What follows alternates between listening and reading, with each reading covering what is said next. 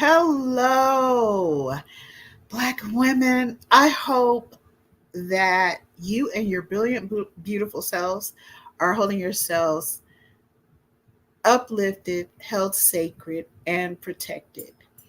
You know, I want to welcome you to Confidence with Love. This is our another one of our auntie Noir Auntie uh, shows, and I'm excited to do this show. We have a lot to talk about. A lot has happened where Black women are concerned. And um, yeah, I'm excited. I'm excited for today. Um, Today, it's going to be me and Auntie Tiff, our other favorite auntie, Miss D. She is out doing what she does best, loving and uplifting the people of her community. You know, she's such a great and loving and caring person. So, um, we're gonna miss her, but we'll catch her next time. We'll catch her next time. Okay, so um don't forget, because I always forget to say this, don't forget to like and subscribe and hit the notification button so you'll know when, we're going up and new things come out. Um, on this program, we really talk a lot about um, especially us as older Black women, right? We talk a lot about how we can be here for hold on, you guys, I gotta get this. Let me make sure I can see the what you guys are saying so I can say hello to everybody.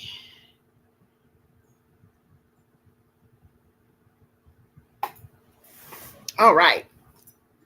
So a lot of times on this program, we do spend um, a lot as three different women or whoever we have on with us, looking at different perspectives because Black women are not a monolith. Young Black women are not a monolith. Black girls are not a monolith.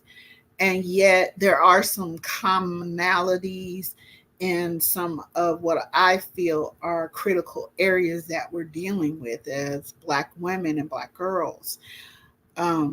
So we understand too that because we're from different places at this time around the United States, right? Because we have different experiences, different types of education, different types of ways of processing information, um, we understand that it's important to not not agree all the time with each other or other people, but to be able to listen to other people without constantly trying to correct them or constantly you know no, you're right, no, calling this name or calling that name. We can disagree on things, we can debate things, we can come from different perspectives, but it is very important to me that we hold each other, no matter whether we're Black girls, Black young women, more seasoned women, or in my case, on the wizened side way over here, over there, at the top of the going over the hill. Okay, yeah. Um, it's important to me that we recognize that, but we can still hold each other sacred, protected, and uplifted. I've said this a million times before. I do not need to like the next Black woman or whatever, and I can work with Black women. You know what I'm saying? I can hold them sacred, uplifted, and protected. Um, we can get these critical problems solved. Um, It's just a matter of us being able to be respectful and be understanding that we don't have to agree on everything. We don't have to have the same lifestyles. We don't have to have the same education background, religion, or whatever. We can be all of the different women that we are and understand that we actually need that because we need different perspectives. The critical problems that we have going on with us um, will require pretty much most of us, right? I'm sure there'll be some of us that don't want to have anything to do with whatever, but because um, we have free will, we get to make those choices. So Auntie Tiff is here. Let's get her up here. You're muted, baby.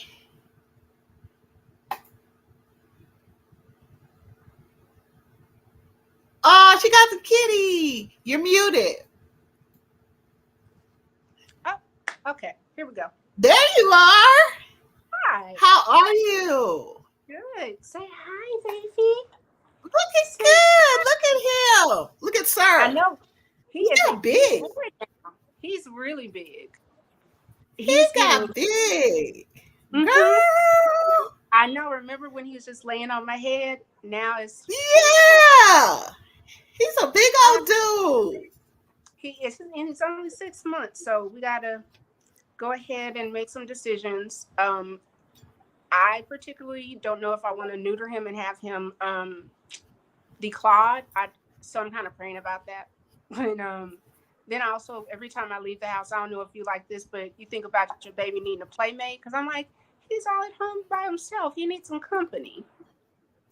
So I think this is the origin story of cat ladies. Girl, because you get one, then you get two, and before you know it, it's a whole crew of them. And look, I was watching something on the YouTubes, and there's actually some type of pheromone that attracts people to cats, and it rewires your brain, which makes you want to have more cats. And I feel like a cat is more my spiritual animal. Like when they want to deal with you, they deal with you. If they don't, they don't. It's no in between. It's no guessing. They're very, very, very like, okay, you and you, good. You don't want you. And the way he allocates his time, like, okay, it's time for you to love on me.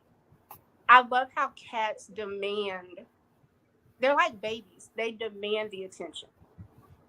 Yes. And that's something I think that's like in parallel of what we're talking about in dealing with Black women and Black girls. I think too often we put ourselves last, and we believe that it is righteous sacrifice, when in reality, you are killing yourself and making everybody around you codependent. And the cycle seems to continue on because I've just been tapping into, what's going on in these YouTube streets. And it's interesting. We'll talk about this, but I've had some thoughts about what we perhaps need to do to kind of like improve relationships with women. I think that's like step one. I don't think we know how much we need each other because we are so used to banding together that a lot of times, a lot of people's times, talents, and gifts are given away.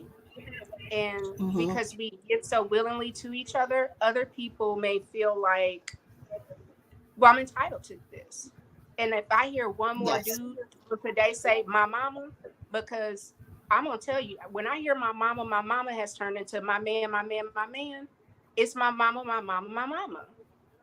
It's always the mom, whether she's there or not, whether she's good or not, just it's a very weird offset that any other woman that's dealing with this man with these issues, you have to decide if you're going to invest that much time. And I'm just going to be honest, I don't think it's worth it. I think the person that you serve is yourself. And if in being with this person, it serves you, awesome, great, rock out. The minute that it doesn't, we can have 1 to 2 conversations. It won't be a third. It won't be a third. And I think that's the thing. I'm looking at our behaviors. I know where they come from. I know why we have it. But we in 2023 cannot act like we're in 1968 Jim Crow, because it's not, we are not under the same. And I don't think Black women move the same at all. Not like the men's, which that's a whole nother thing. I know that's not your ministry. And I'm really getting to the point to where I think that's step one of accepting that there are just some women that are going to opt out of dealing with men. They don't want it. They don't want the responsibility. They don't want the energy. They don't want it. And there's nothing that I can say like, well, I know great guys. No, honor that this sister has been through enough trauma that she may not want to tell you everything that happened to her. I think Princella is a beautiful example. If you watch Princella, and I sent you the link in the video, and she was just over it. And I'm like, I didn't understand why she said men were not to love. I'm echoing. It might be me. Hold on a second.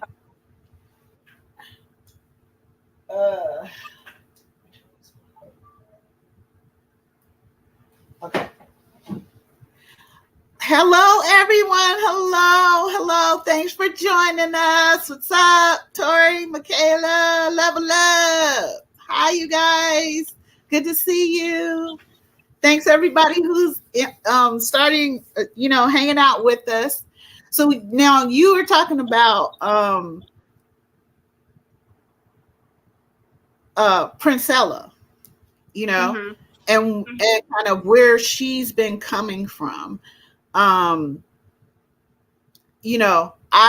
believe she's highly brilliant, very creative, and she, like most of us as Black women and Black girls, have gone through so much shit, and it's physically at the hands of Black men.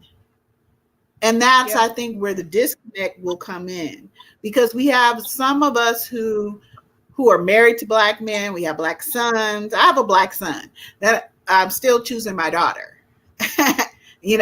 She's still going to inherit, and he's older. That's how we do things here. Okay. But now I feel like we've taken on traditions that don't fucking belong to us as Black women. We've had to take them on in the U.S. and the Caribbean, and as we've been colonized, but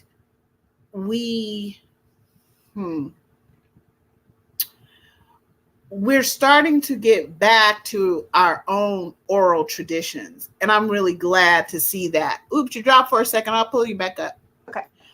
There you go. All right. So yeah, I like her. I like where she's coming from, but one of the things I was saying to you right before is that she's another Black woman to me who has her path and what she's supposed to be bringing to this world, right?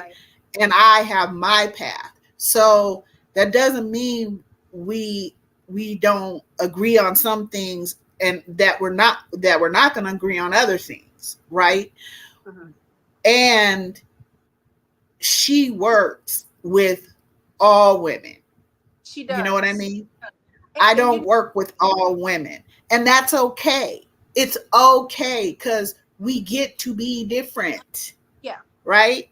And if we're the type of Black woman that wants to see relationships between black men and black women get better.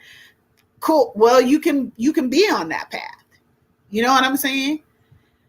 We all have differences and it's okay. Well, when she shared her story, because again, I was initially, I was just like, this lady is so damn angry. Like, I couldn't take it. But then I started like listening to her story, and it is literally, it's so familiar, it's disheartening. And what keeps happening is I keep hearing the same story for black women. There is always some type of abuse, whether it happened to you directly or to a family member. Like, I don't think there's one black woman alive that could be like, yeah, I don't know anybody that was molested or raped. It's highly likely that a lot more people are than what you know. Mm-hmm. And the other thing is, changing the narrative. What I'm realizing is my uncle could have been a great guy for me. He was Mm-hmm. hell for his three wives. My dad might have been amazing to me, but they had challenges. My parents, ended up divorced. They had challenges. Um, I don't think it's anything wrong with, not signing over a whole group of people, but I also can say the space that black women, I think, previously have held for them, at least in my life. If it's not immediate, I just don't have the space for it because it's just a bad investment at this point. I don't want to compete with the culture. I don't want to try to practice necromancy and speak life into something that's dead. I do not want to try to raise another adult person. My son is grown.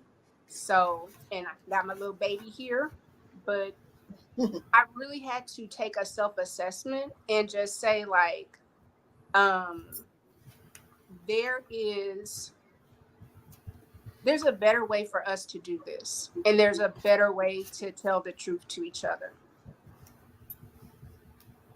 So let me do this because I have a question for you. Something you said made a question came up. What's up, Q? Good to see you. Um, you were saying you were listening to Princella because we're gonna get into talking about at least three young women: Mm, Shaquella, Megan the Stallion, and uh, Carilisha Hood. mm, Okay, we're gonna you know we're going to discuss what is common about what happened with all three of those young women and what has happened, let's say, with Princella. You know what mm, I'm saying? Because it's a very similar thread mm, that goes through. And if you are a black woman who believes in, you know, black love, and there are some good black men and all of these different perspectives, and your thing is the patriarchy and everything, cool, you know. And on the list of critical things that we need to do, whatever relationships people have together, like men and women, men and men, whoever you're with, whatever, that's grown folks' business.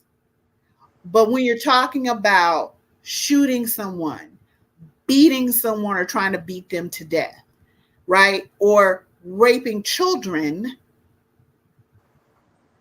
a relationship between a black man and whoever his grown ass and whoever he's with is not a critical issue for all of us as black girls and black women. We got some shit we need to deal with. This is my perspective. We got some serious critical shit we need to deal with first, right? And then Mhm. we can all go get our little therapy and do our thing and get with each other and all. But that's grown folk shit. Right now, I need, from my perspective, to stop the fucking bleeding. I need black women and black girls to stop being hurt. So I have this question. When you were talking about Princella, so I have a question for you. Um, why is it that we need to hear the story of a black woman before we can just accept that she has every reason to be fucking pissed off, or she has every reason? Why can't we just go, who, if it's a black woman or a black girl, I already know they done been through some shit. And Um, and why do Programming. we need to hear the specifics of that? Why do we hold black women to this impossible sets of standards, but yet every other kind of woman can do what the fuck ever? I don't understand that. So why do we need to hear black women and black girls tell us, hit for hit, the horrifying things that's happened to them in order for us to have a heart for them? Are you ready for me to answer? Yes, ma'am. Conditioning. I don't like the term black male worship. I think we live in a patriarchy, and most women are programmed that men are the, at this point, men are the prize. If you, it is a very hard thing to say, but I think a lot of the dissension between women is because if you are a straight woman, you may have been taught that everybody you see is competition. And that includes mothers and daughters, because there's this weird competition going on with like seeing the mom and the daughter, and the mom is trying to look as young as the daughter. And it's like, baby, you had your day. Like, yes, y'all look the same. Yes, you're beautiful. But I'm not trying to stand next to my 24-year-old and I'm 44. Like, that, it's not, no. Now, when you talk about the story, I think because we've been conditioned to not trust each other and to not believe. And I think there's enough dissension between us that how many times were you told, "Oh, women When do are you women"? think that started? I think it started on this. I mean, don't get me to get in my bag, because I'm gonna say since Lilith. Like, Lilith was, she wasn't with the shits. I'm still echoing. Do you? A Okay. little bit. Yeah, hit mute so you won't. That's my feedback coming. Okay. Um, I'm gonna take it all the way to this point in my life, and I know you've been working with me quite a bit. Um, I think it's indoctrination, especially if you are brought up in an Abrahamic religion. I think that you serve a male God, you have a male savior, you have male disciples. You have the nasty Eve who caused the fall. Um, there's a way to read the word in a particular way to make it very anti-women. And I just think we've just had generations of people like policing and not being truthful. A lot of times you're told as a little girl, don't sit on men's lap. They never say why. Don't sit on men's lap because we don't know him and he may touch you inappropriately. We leave the last part off, and then the little girl inevitably gets touched. And then she has a daughter and she thinks, hey, don't sit on the lap. No, don't sit on the lap because someone may violate you. And because most black women are not allowed to be human, why would I tell you you had sovereignty or autonomy over your body when I don't think you do? I think what you should do should be for me. Beholden to me, center me, focus on me. And it just goes, it's like a circle jerk. I'm happy to see people like Michaela, um, younger women that are opting out of the foolishness. But in reality, why? Because of conditioning, how we've been raised. Don't trust women. And I mean, we're not gonna talk about the songs. Don't trust no. Like it's bitches ain't beholden trip. Like listen to the music. We're not fool people. What are you talking about? And of course, our blackness, like we weren't but slaves either. okay, It's conditioning. It's conditioning. It is the way we are being I raised. I completely agree with you. I completely agree with you about the conditioning, and that what it boils down to of a need to be in competition with Mm-hmm. one another on these different levels. I understand how the larger system works into and fed into that in the beginning of these United States and colonized Pan-African spaces. And um, I also I also recognize something else, that um, this is actually a much more recent occurrence between Black women and Black girls. And what I mean by that is during our enslavement here, prior to us being here, prior to us being kidnapped and enslaved, whether we went to the Caribbean, South America, United States, whatever. Um, and prior and during Jim Crow, right, into civil rights, we were we were for the most part uplifting one another. We had critical issues then too. I'm gonna lay out the 5 critical issues. Everybody who's listening, I'm going to lay out the 5 critical issues as I see them, but that's just my one perspective. You guys, when I'm done with those 5, you guys in the chat, you guys tell me what, 1 if you agree, 2 if you don't, and then if it's a, oh, but I think you should add this, then add it in the chat, because I'm not the know all be all of anything, right? And you know I can't But see the chat. Just we have FYI. not. Just FYI, I can't see the chat, so it'll just be you. Ooh, okay. I It's still don't okay. know how to fix it. That's okay. It's What the okay. hell? It's okay. I'm sorry, you guys. I'm sorry, Miss Tiff. No, I don't gotta get how to apologize. fix that. Every time I say I'm gonna do that shit, I forget to go back and go, now how I got to figure this shit out. Okay, I'm sorry. No problem. So um during I'm gonna give you us Jim Crow for a second, okay? During Jim Crow, you had women that were completely different from each other. Okay. In fact, what we see is social media now, like we have our social media channels and we have followers or whatever we have.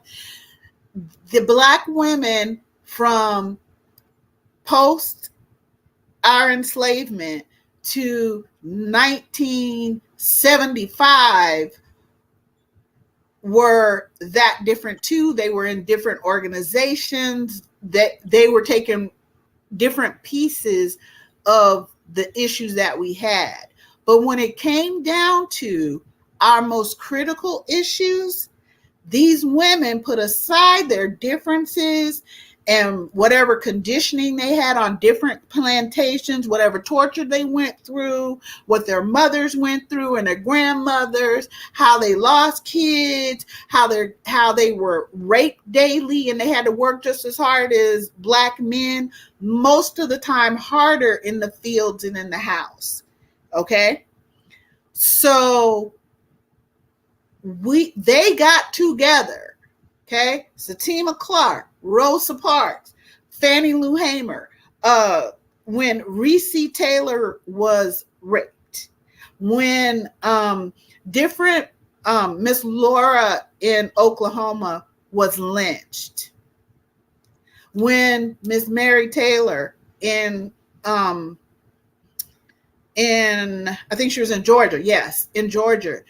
When she was lynched and she was hung upside down and her belly ripped open, she was 8 months pregnant. And Black women from different organizations got together and put a stop to all lynchings. Okay? The leaders who really got into working on the lynching piece were Black women. There were a couple of Black men, but Ida B. Wells is a big, she's one of the Black women who really, she just put her life on the line like many Black women have done and continue to do. So this thing where we're competing to the point that we're allowing the conditioning of a patriarchy that does not serve us as Black women and Black girls to come between us. And we're not getting that. If I don't hold the Black woman that I can't stand, we will never be hanging out, just hanging out. We can do some work together, but bitch, that's it. Okay, that's it. If I cannot hold her sacred, protected, and uplifted, then my daughter isn't sacred, protected, and uplifted. If I can't get past my own petty bullshit as a Black woman, then I'm endangering all Black women, all Black girls. And for some reason, we can't get that because we didn't like what this person said about this. We didn't like the way she looked at us. We didn't like the shoes she was wearing or some bullshit. Now that is something really serious. We can get with that later because I'm big into shoes. Okay. You need to wear the right shoes. Okay. Just saying. But because we're different, now we really are. It used to be you had to get married really in order for you to get things done legally. Right. All right. After the Civil War, because we were never married in the legal sense in these United States throughout our enslavement. Our marriages that we had or whatever our owners, our enslavers said who we could be with and all of that really meant nothing because it wasn't considered legal because we were not considered human. Right. So now we're going to use the same weapons against other Black women and Black girls. That's what we're going to do. Then I think we really all just need to go get some therapy and work on our trauma so we can at least be able to see another Black woman and another Black girl and see ourselves in them without them having to explain every fucking horror they've ever been through. Why don't you like Black men? Because I fucking don't. As a grown woman, I get to tell people no to shit. I get to not like something. I don't have to go along to get along. Okay? I have choices. I am powerful. I don't ask for equality. I already have it. Who the fuck got the power to give me equality? Some white bitch? No. Some white man? No. Nope. I already have it. I don't need anybody to share power with me. I'm already power. So when are we going to get beyond this petty bullshit? Because this is recent. This is not something that was happening when you had someone like Fannie Lou Hamer who came from out of the field. She was a sharecropper. Rosa Parks actually went and became educated, even though she came from Montgomery, same as Reese Taylor. In fact, they came out of the same county, just at different ages. So when are, that's a part of my question. So let me just lay down what I think is really critical really quick, so everybody in the chat can you guys can tell me nope, yeah, maybe more of this, maybe more of that, you missed this, you missed that. If I can find where I put it, girl. Okay, here it is. Mm-hmm. All right, everybody ready? Number one, I think that one of the most critical areas for Black girls and Black women is this daily experience of mutilation, sexual assault, domestic violence, Black femicide, emotional, verbal assaults, and physical assaults. 2, I see that Black girls and Black women are being mutilated, murdered, neglected, assaulted, battered, and brutalized through weaponization of the traditions that we're talking about, religion and bullying, patriarchy, right? Due to both written and unwritten standards. So whether you're getting your standards from the Bible, or you're getting your standards from the Quran, or you are a spiritualist, or you don't believe in any of that, wherever you're getting your patriarchal viewpoint from, whether it's written and unwritten, because we have different cultures within our families, or whether it's policies, procedures, and violent law enforcement, we're being killed as Black women and Black girls. And Megan the Stallion, if I heard it once, I've heard it I don't know how many times out of the mouths of Black women and Black men. Oh, I don't believe her. Oh, she lied. Oh, this and that. She's a whore. All of this other shit. That motherfucker shot her. Does no one care she was mutilated? Does no one care that, thank God, this dumbass was a bad shot? Because he'd have killed this baby? So that's 2. Okay.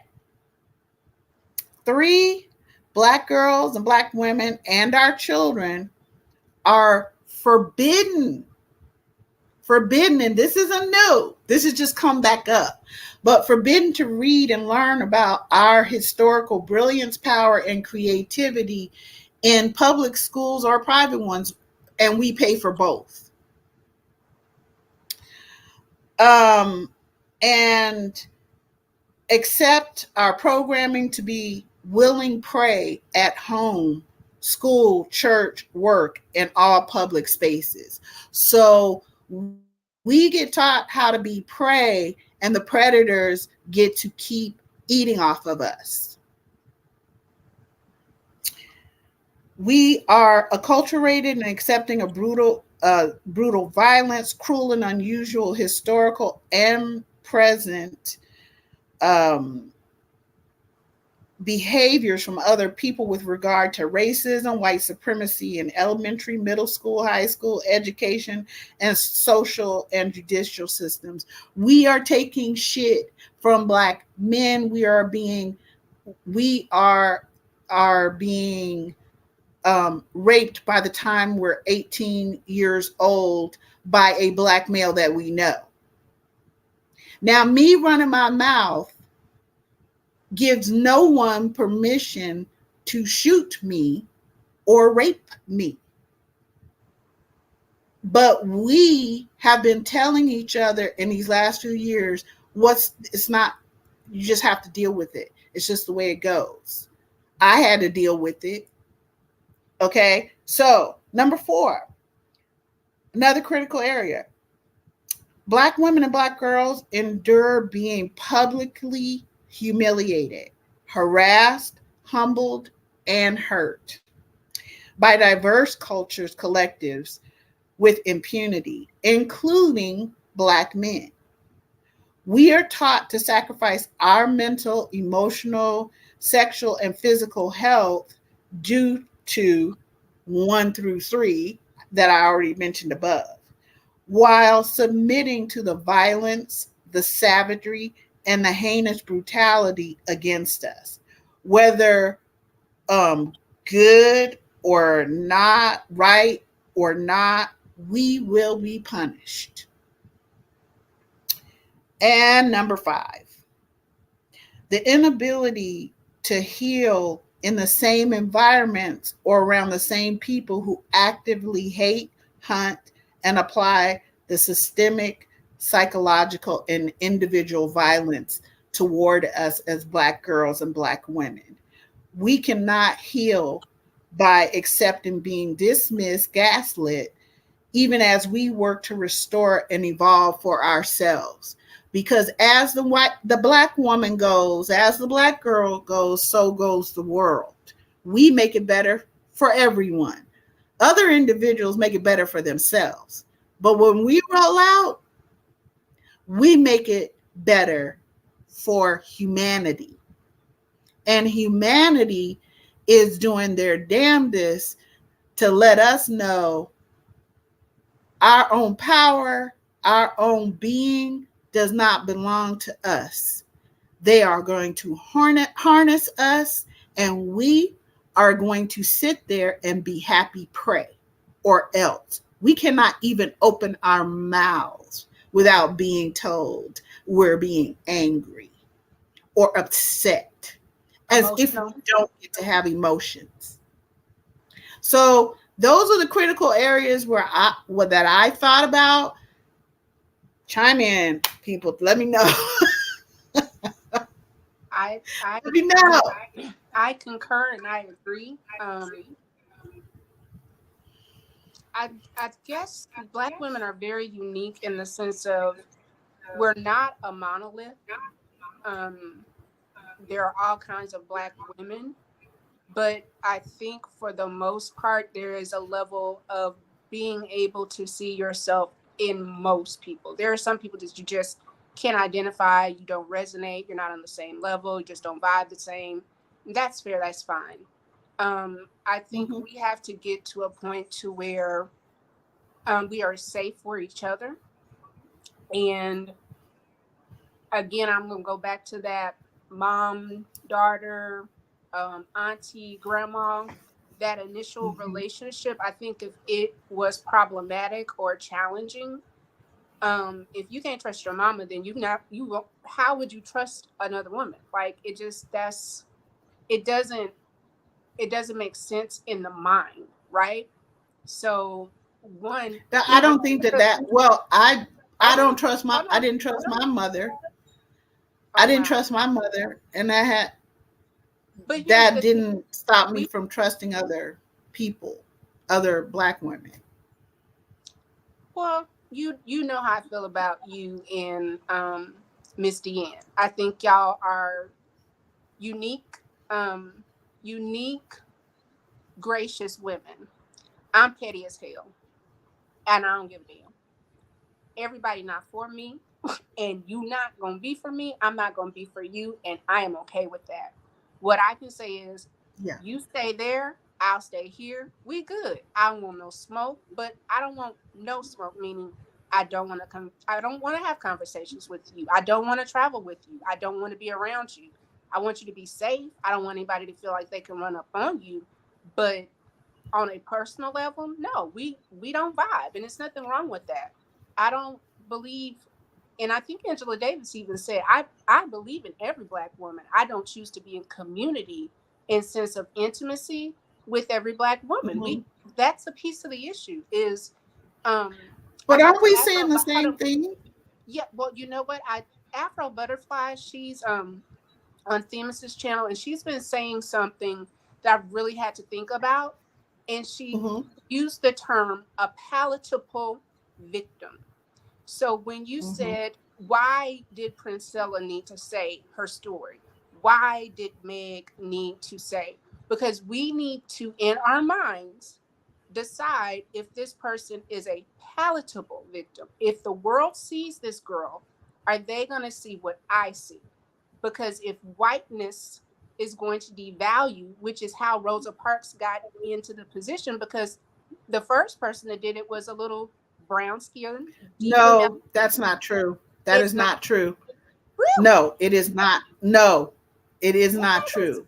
let's Rosa Parks had been, she was she was like the second or third group who learned from Satima Clark in 1944 how what we call civil rights.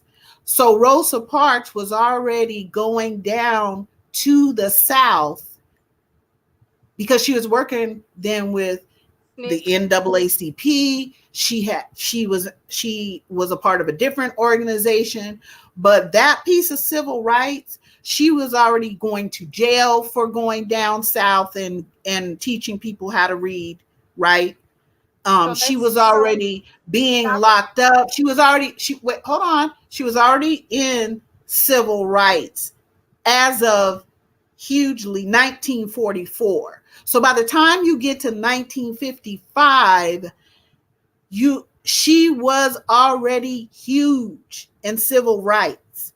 Martin Luther King didn't come through till 1955, till that boycott. She was one of the people who put that boycott together. It didn't happen just because she was sitting there. They had already put a whole thing together so that everybody ended up walking off the buses at once. But she was the catalyst that we saw. It's not because that the 15-year-old was darker or Got worse or baby. some other thing. Mhm. It also had to do with, if we really stop with the competitions and we really think about it, Rosa Parks and the black women around her put their lives on the line. They wouldn't want a 15-year-old girl to have death threats, to have people coming after her, for her to be jailed as a 15-year-old. They would not want that. It didn't have So anything to do with Rosa Parks being light complected or better or worse or any of those things. She is the one who planned the whole thing. It didn't just happen with that one bus. So so I Miss think that's the Love, thing Miss Love, too. We Miss just Love. don't know our history. That is exactly. So I was going to go there. I'm like, listen to what you're saying, and you're telling me at 44. So how long and how many other people don't know the story? And I'll tell you, I really got really curious when we were doing Bible study with Miss D, and I just kept thinking, like, where are the women disciples? Like, what? There were no women in the Black Panther Party. There were no women in the Nation of Islam. Like, you are taught to, again, elevate the male identities. And if a woman, quote unquote, is known, she's Because there known were women in because both. exactly. I mean, there was women running the Black Panther Party. Like, they were running it, but they put like Oh yeah. it's Mhm. like the same issue I believe that we have now, where it's like false leadership, where women do all the work, like how the black church works. The women do all the work, make sure everything's together, lights, everything, and then put the man at the top of the pulpit. Well, if that's all you know, then again, it's not natural for you to value, as they would say, sheroes. You don't know none. You don't know not a one. Yeah. How many times have That's so you literally but have to tell me? that's one of the solutions that we have to, yes.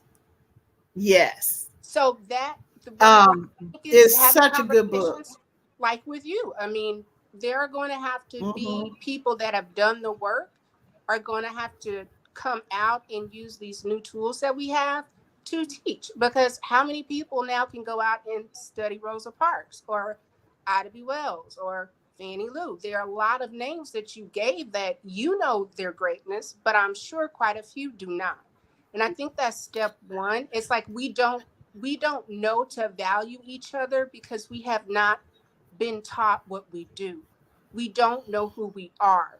We are I think we are like every spice in the world. We make everything delicious while people are Mhm. harboring the spice, looking for the spice, but saying the spice is valueless. So we have Mhm. I think black women sometimes share like a double existence of who I am in the world and who I am in black culture. And sometimes it's the same, but many times it's not. And I think a lot of it goes to what you just said. So let's talk about the history. Then the next thing you talked about was trauma. So this is somatic healing with trauma. I think I'm going to just hold up my little stack. This is right now. Let's see, we got African Holistic, The Body Keeps the Score, Heal Thyself, The Healing Grove, uh, for Dynamic Laws of Healing, Opening to Spirit, The 4 Hour Work Week, Chakras, The So, Body is Not an Apology. What I'm saying is, this is all stuff that they sit in my living room, and I am in the process of re-identifying my own personhood. I think a lot of black women, if we're very honest, we're not only not seen by others, we don't see each other. So again, it goes back into relearning. Like, it is okay to not like everybody. It is not okay to harm people because you don't like them or put them in precarious situations right. or have these like snide remarks. Like, for me, if you want to say, well, what's one of the major issues? I would say, why in the world would a black woman in 2023 call anybody a damn mammy? Like, do you know who Mammy was? It wasn't as if this lady was subservient because she wanted to be. She was trying to survive under enslavement. I don't understand that. Why But am I that calling you again is, a but but pygmisha? That's it's anti-black, Miss but Love. but that It's again. anti-black. It's anti-black, and we have got to stop. Okay, You can't love one. I'm not saying. I'm agreeing with you. Mhm. I'm agreeing with you. You're right. It is anti-black, and it's again us now using the weapons of whiteness against one another. It's the same as colorism. It's the same as being transphobic. It's the same as being anti-LGBTQ. It's the same as being, oh, my hair is whatever the hell number and yours ain't, or some other bullshit. It's the same. Can I interject for a We, second? these people, we as Black women and Black girls of all kinds and types, we are not killing each other. Now, we'll be verbally mean, we could be emotionally damaging to each other, and it is true that some of us have been physical with one another, but it is 90% of the time Black women are not the ones killing Black women, and Black girls are not the ones killing Black girls. So I don't understand how we can even how can we have this conversation when, like you said, there are different there's so much in our history, right? And we're saying on the one hand that we've been indoctrinated, which is true. We're saying on that same hand that now we believe in a patriarchy. So however it works out, no matter who you are judging yourself by these rules, policies, and standards. that put men at up here somehow and women down here, and then black women, we don't even want to see your face. We just want you to Right. do everything and give Right. us the credit for it. Right. So if we're going to be doing, if we're going to say this type of thing, if we're going to um if we're going to be cruel to each other and unusual with each other, it makes it very easy for a little gremlin motherfucker to shoot a Megan Pete because she said something he didn't fucking like. And the first thing I'll hear out of some black woman's mouth, and this is well before Megan Thee Stallion was ever born. What did you do to provoke him? What? Wait a minute, what? Now, so yes, we have that programming, but we also have free will. And just like I can pick up books and read them, so can anybody else. And I don't know how to like I do on social media, I've put books together, and I constantly will be in comments with people. That's usually what I'm doing in comments, is giving people books to read or whatever. But we also keep refusing to do that shit. If I hear one more fucking person talk to me about DeSantis, I swear I'm going off. I'm literally going to get on the floor and have a fit, a tantrum. Why? Because I don't give a fuck what DeSantis does or doesn't do. Why would I trust him with any of my children or grandchildren? To teach them what? Right. The same fucking thing, same non-knowledge y'all been doing the whole time. No, I don't get why we don't understand that. Part of what we're going to have to do is work on our own infrastructure. And there's a pushback against that. Oh, you can't make your own infrastructure. That's a lie. We do it every day as single black mothers. That's what we do as single black mothers. We create our own infrastructure for ourselves and our children and those we're in community with. So that's not true. And we created this, the democracy in this society comes directly from Black women and Native American women. They studied both of us and how we get down.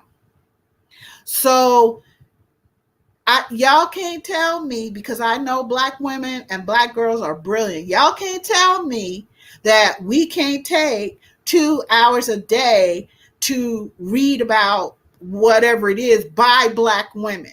A couple of those books I know that you have are by Black women.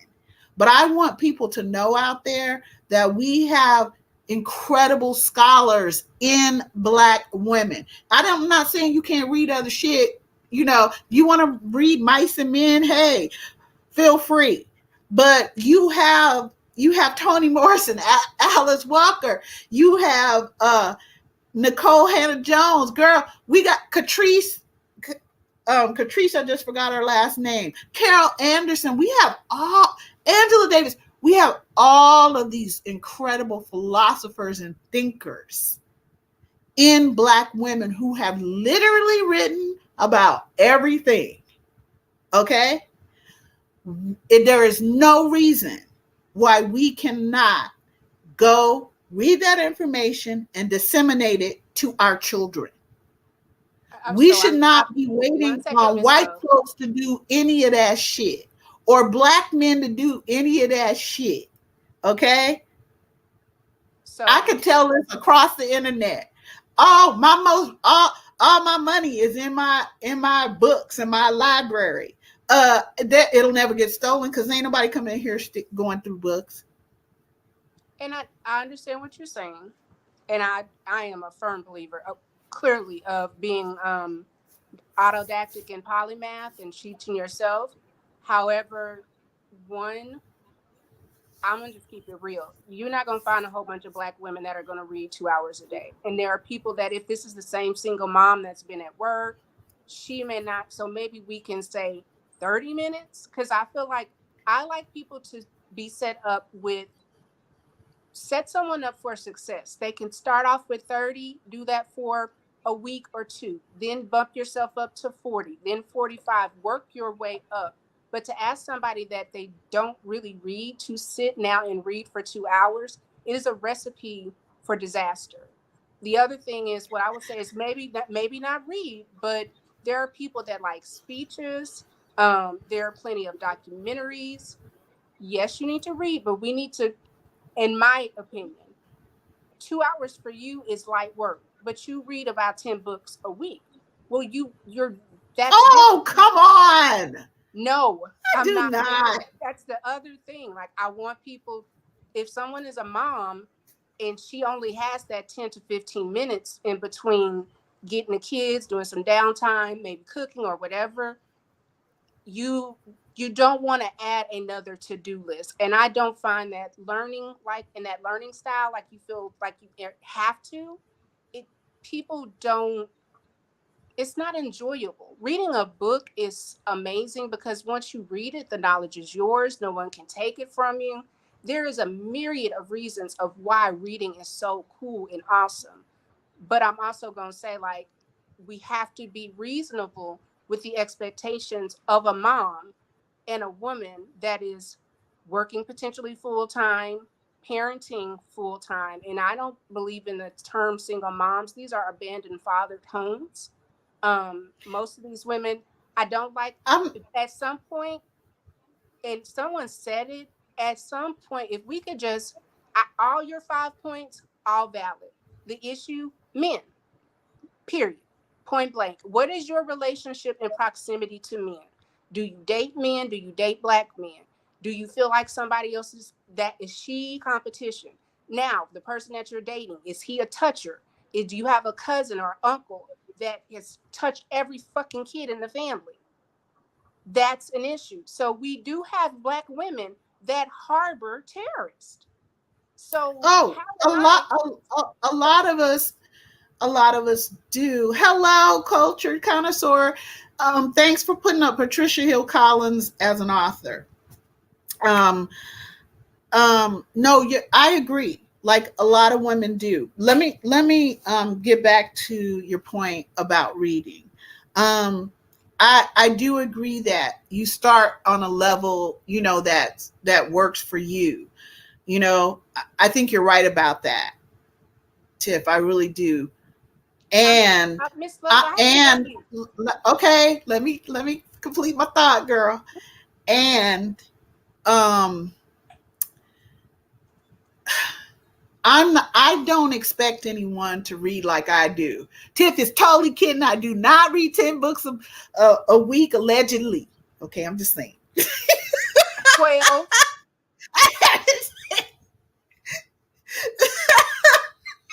Tiff, you know that's wrong. You be done read a book, watched this theory, sending a paper. Hey, did you get this so and so? I'm in my genius zone. Okay, what you think about this?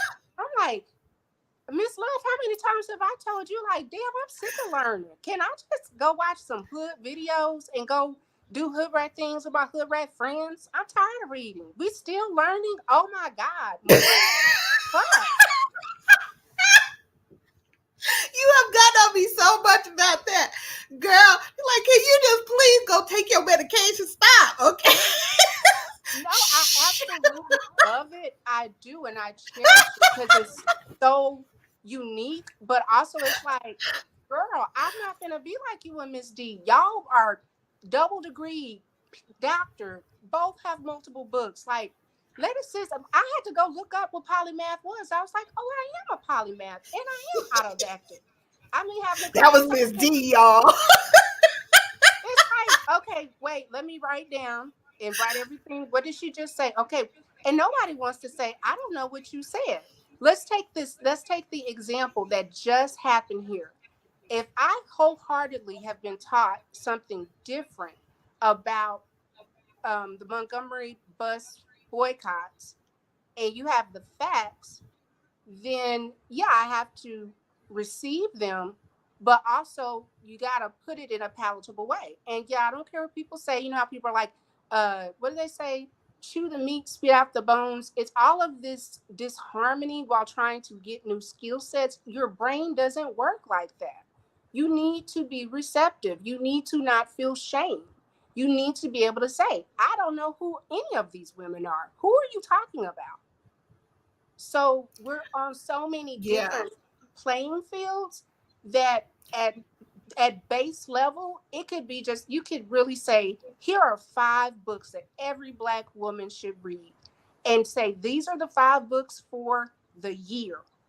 And then within those 5 books, women can have meetups and Zooms and doing with StreamYard. There's a way to make it work, but it's gotta work for everybody. And it's gotta be mindful of people's learning styles. But the other thing is, you got to understand, again, the proximity to maleness. And I tell this, I'm very honest. So, I absolutely adore Princella. And I was watching when she went off on the people. I sent you the video.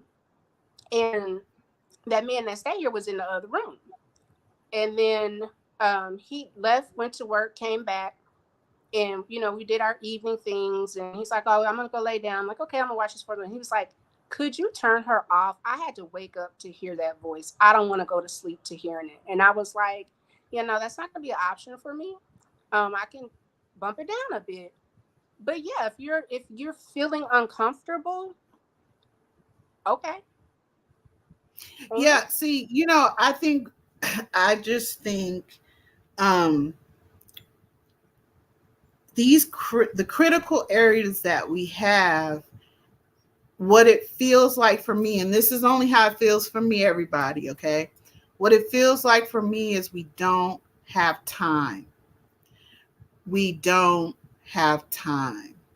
And what I mean, the thing that when I hear people are saying to me, they themselves don't have time as individuals, right?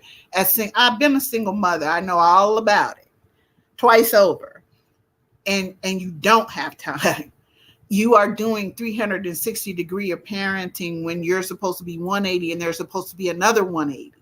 And you're supposed to be partnering in this thing, not, oh, you just do this and I'll just do that, right? But we partner and we do things together. And if you've been in a relationship long enough, I don't care who you dating or doing or married to or engaged, whatever you doing, you've been there long enough, sometimes one person gets sick.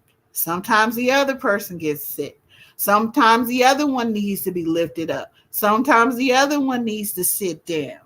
You see what I'm saying? It is not always, I'm gonna always this and you on always that. It's right. A partnership, no matter who you choose. And for me, when it comes to reading, I honestly don't expect people to read, the way that I do. But reading is something that I'm addicted to. Mm-hmm. That's the best way for me to describe it. And I'm never going to kick the habit. In fact, if I started reading certain things, I have a high tolerance level for reading. But at the same time, I know myself fully. Right. So when I'm talking about reading something, what I'll hear is something I taught my daughter. She said it to me today. She said, Mom, I've been upper limiting myself. And what we do is we use things like, this is how I've been taught. This is how I learn. I got too much going on. This, that, and the next, whatever it is, whatever your reason is, excuse, reality is, whatever it is, we will say, when we don't have time and how overwhelmed we feel and all of these things. But I would ask each one of us to take a look at what the critical areas are we're trying to make sure of, right, for ourselves as individuals and, for some of us collectively.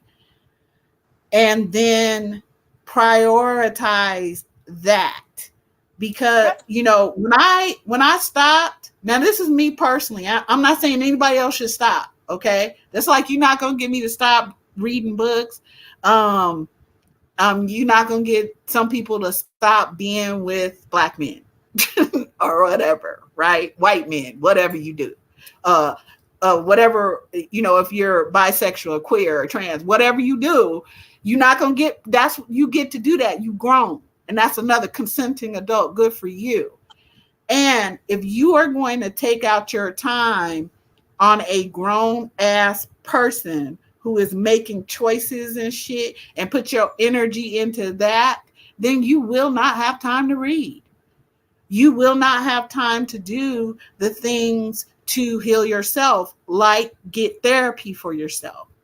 You will not have time to be selfful and love on you like you do the kids and your mama and your daddy and your grandmama and everybody, somebody cousin can come stay over your house and you take care of it all, but you haven't given yourself that loving affection and compassion too.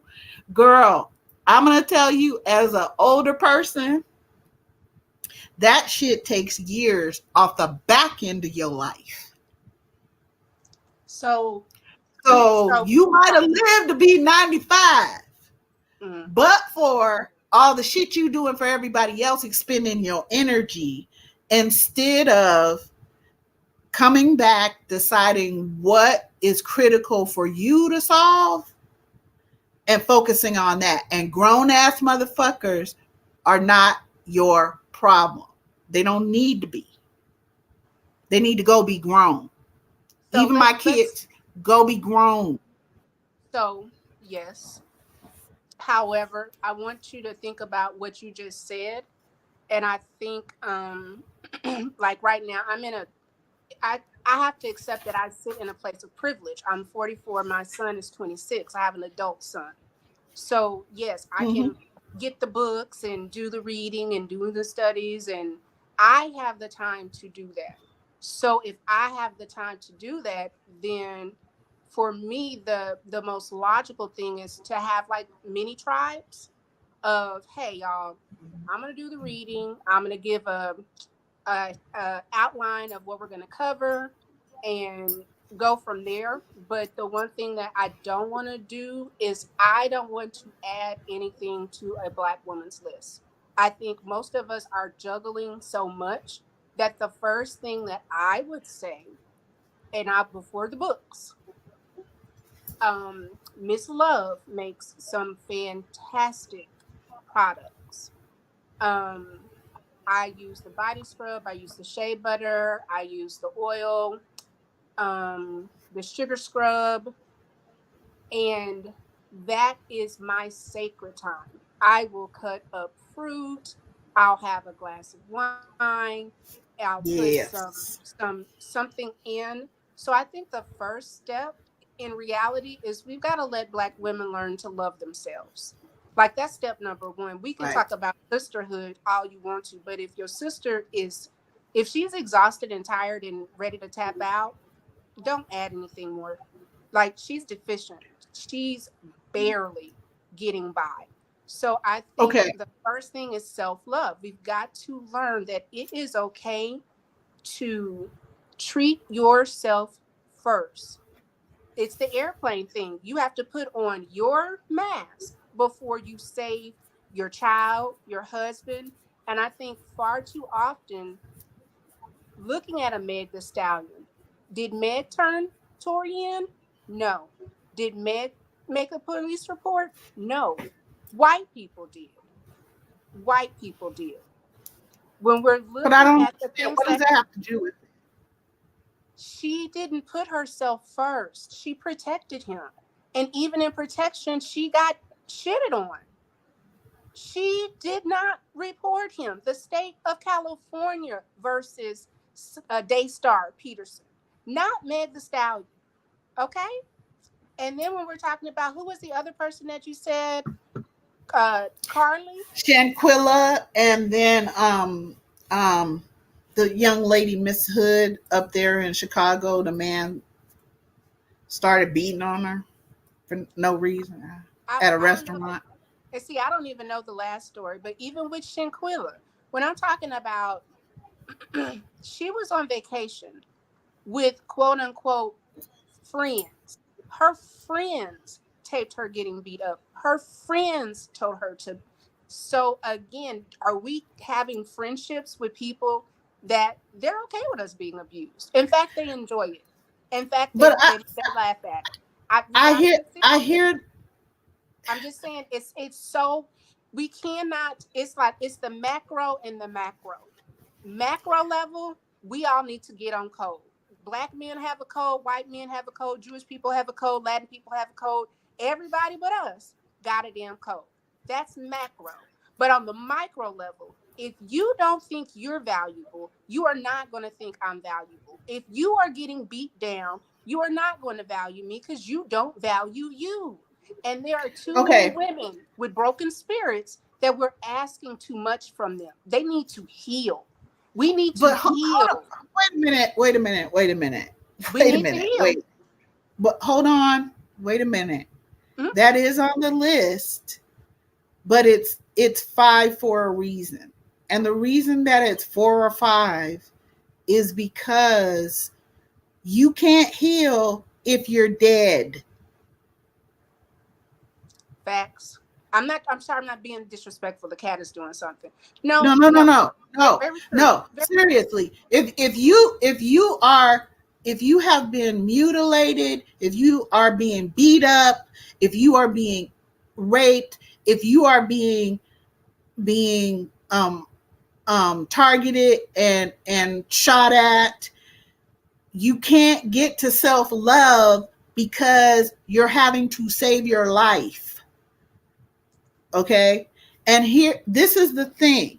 I'm going to take us back. You're right. We do need to do exactly what you're saying, which is why that was on the critical list, right? Mm-hmm. And it's Maslow's hierarchy of needs. Mm-hmm. And that's a psychology model. I wish I had put it up, but what it he stole a pyramid, this dude. You know, white people Maslow. made that pyramid. And black men, They black you men know how made they the same. do. You know how they do. And on the most critical thing that as humans that we have to do first is be safe, right? Mm. And then we have to be able to eat, drink, be clothed, and sheltered. That's all a part of our security. That's all a part of being safe. And if you don't do these things, you are very apt to die. Okay? Whether it's through a sickness, whether it's through whatever, bad nutrition, whatever it is, if you don't take care of that, you're not going to be able to do the next thing, right? Which is really gaining in love and selffulness and being able to help other people out when we can, things like that. That would be the next level, right? Because one thing about humans is most of us group. And that too is a part of security and safety. But we cannot keep saying, well, we have to go and do number 5 before we take care of the most critical thing, which is our life, our actual life. If a man is beating the fuck out of me and I'm backed off in a corner like Carilisha Hood was in Chicago, she was there to pick up some food at the place, at the hot dog chicken shack, and they got her order wrong. She had called it Oh, in. you're talking about the This woman that got beat motherfucker in gets out Selma? of line. He got out of line from behind her and 2-3 other black men in line behind her.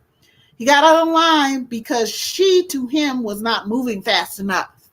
So that's why he kept saying, "Get your food, lady."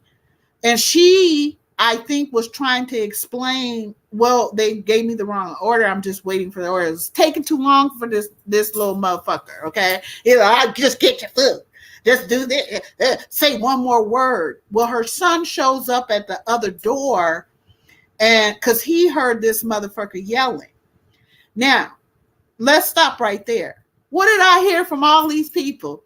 Well, she shouldn't have been arguing with him. Well, she should have left. Well, she should have done some things to de-escalate. This is a grown motherfucking man. You grown. De-escalate your own fucking emotions. Get control of your own behavior, motherfucker. I don't care if I'm your mama. If my son want to get ahead, say some dumb shit to me. Well, blah, blah, blah, blah, blah. Well, they shouldn't have said. What? You done lost your mind. You done lost your mind. Miss Love, so hold on. Come on, Tiff. We have got the through line between Shaquella, Meg the Stallion, and this young lady I'm talking about whose son ended up shooting this man. Because this girl went and did with your girl one of the solutions that I told y'all, you better get to it. She had already had a concealed carry. And the smart folks who really know about getting a permit and shit like that, which would be Black women, because we are the highest number increase, over 1,000% increase in getting our concealed carry permit for weapon carrying, going to classes and stuff like that. Well, one thing I'm going to see on the lane is some white kids and a white mama and they paps. They all come as a family because everybody in the house learns how to shoot all the guns in the house. And they start these little kids off little. 5 years old, they have programs in these United States, in this North Carolina, for 5-year-old kids to learn how to shoot, not some water gun or some shit, okay? Real live, blow you back if you don't know how to hold that guns. Yeah. So that is typical when you go to classes and you understand that. Well, Carilisha Hood her son had been on the lane too. So when he sees this man, he starts attacking her and beating her in the head, and she's going up against the wall, a tile wall now. He's beating her in the head. He pops the dude. Well, he didn't hit nobody else because his mama had already prepared for such a situation. Okay. She didn't mean for him to be the one that did it. She was telling him to go back in the car when that grown-ass Black man started hitting her. He thought she was talking to him. But I don't care what you thought. She was talking. She wasn't putting her hands on you or pulling on you or none of that. You have no business putting your hands on a woman because you don't like what she's saying. You have no business. Okay? So, period, plain and simple. You got what you got. So step number one, for people that can get the legal pew-pews, you want to see gun range times with, maybe we can even make a thing where it's like a mommy and me, see how young it is. And that could be like, you could even have a single mothers group that y'all go and take the kids, and it could be an event. So that's something. I would suggest you go first. Concealed carry classes and all of that, that's something the adults do. The kids get to come on after you've been through the class, the this, the that. It's a few things, not that big of a deal. You can easily get through it. It's nothing like that, but it's the proper way to do it. And then once you get used to whatever, now this I do think you need to take 6 months to a year getting used to whatever, then you bring your child. Okay. You see what I'm saying? So, and if you don't bring them along at the beginning. So I know we said we're going to be mindful about time today. So gun range, and if not, some type of self-defense class, right? That would Yeah, be the martial first. arts. And if you have a young child, let's say they're 3 to 6 years old, I'm going to suggest either Aikido, Jiu-Jitsu, or Taekwondo. And then as they get older, you and their sensei, their instructor, will work together on the next thing. Okay. What other martial arts. It's good for their health. It's good for their peace of mind as children. They get to respectfully uh, interact and take out some of the things that are going on with them. They get to talk about things, stuff like that. So this is an important part of, I mean, you can kind of think of it like PE too. Like it's doing a lot for your child, and it's Okay. going to help build their self-confidence, because what they're going to realize is they have a choice. They can, if a situation occurs or a person gets in their face or whatever, they can now choose. Do I walk away? Do I stand here and, because if this fool jump on my back, it's gonna be done. Or do I just swing? They're gonna see, now you've created options for them, and that area of being safe is here, and it's physically there. And most of the time, you know what the kids choose? They choose to walk away, because they know they can deal with the person. But they just I'm are like, still I'm still anyway, listening to you you. ain't worth that. I'm still listening. I gotta grab my charger. So can we go with step 2? And as you go over, what is it, the mutilation, then let's kind of talk that out for a minute. But go Okay. ahead, I can hear you. So before we go there, so if one of the things that we're doing to keep ourselves safe is um becoming a concealed carrier, usually what happens is um you need to get with your county sheriff, and then you can usually do a lot of that stuff online, and then you'll be taking a class. It just depends on how your county and state works. Okay. um and then you can get, the instructors are experts. The people on the lane that work at wherever you're going, they are experts. There are gun ranges wherever people live. Okay. And all you have to do is get online and find out where one is near you, something you'll feel comfortable with. Dang, I should have put up this black lady. She's so cool. She actually has a registry for across the United States for black women who want to be trained by black people, because you feel more comfortable. Um, so if we're talking about our lives, we have to be careful who's around in our lives, and sometimes you don't know that right away, right? But me, I'll be taking blood samples and urine samples and stuff like that. If you come up and you say you dating my daughter, because she can only bring me to you when she's really dating you or whatever. If you come up and you tell me that, because you got to come to my porch, I'm gonna be sitting out there with my girls, and you're gonna have to explain what the fuck you think you doing with my daughter, and how you think you deserve to be in her presence.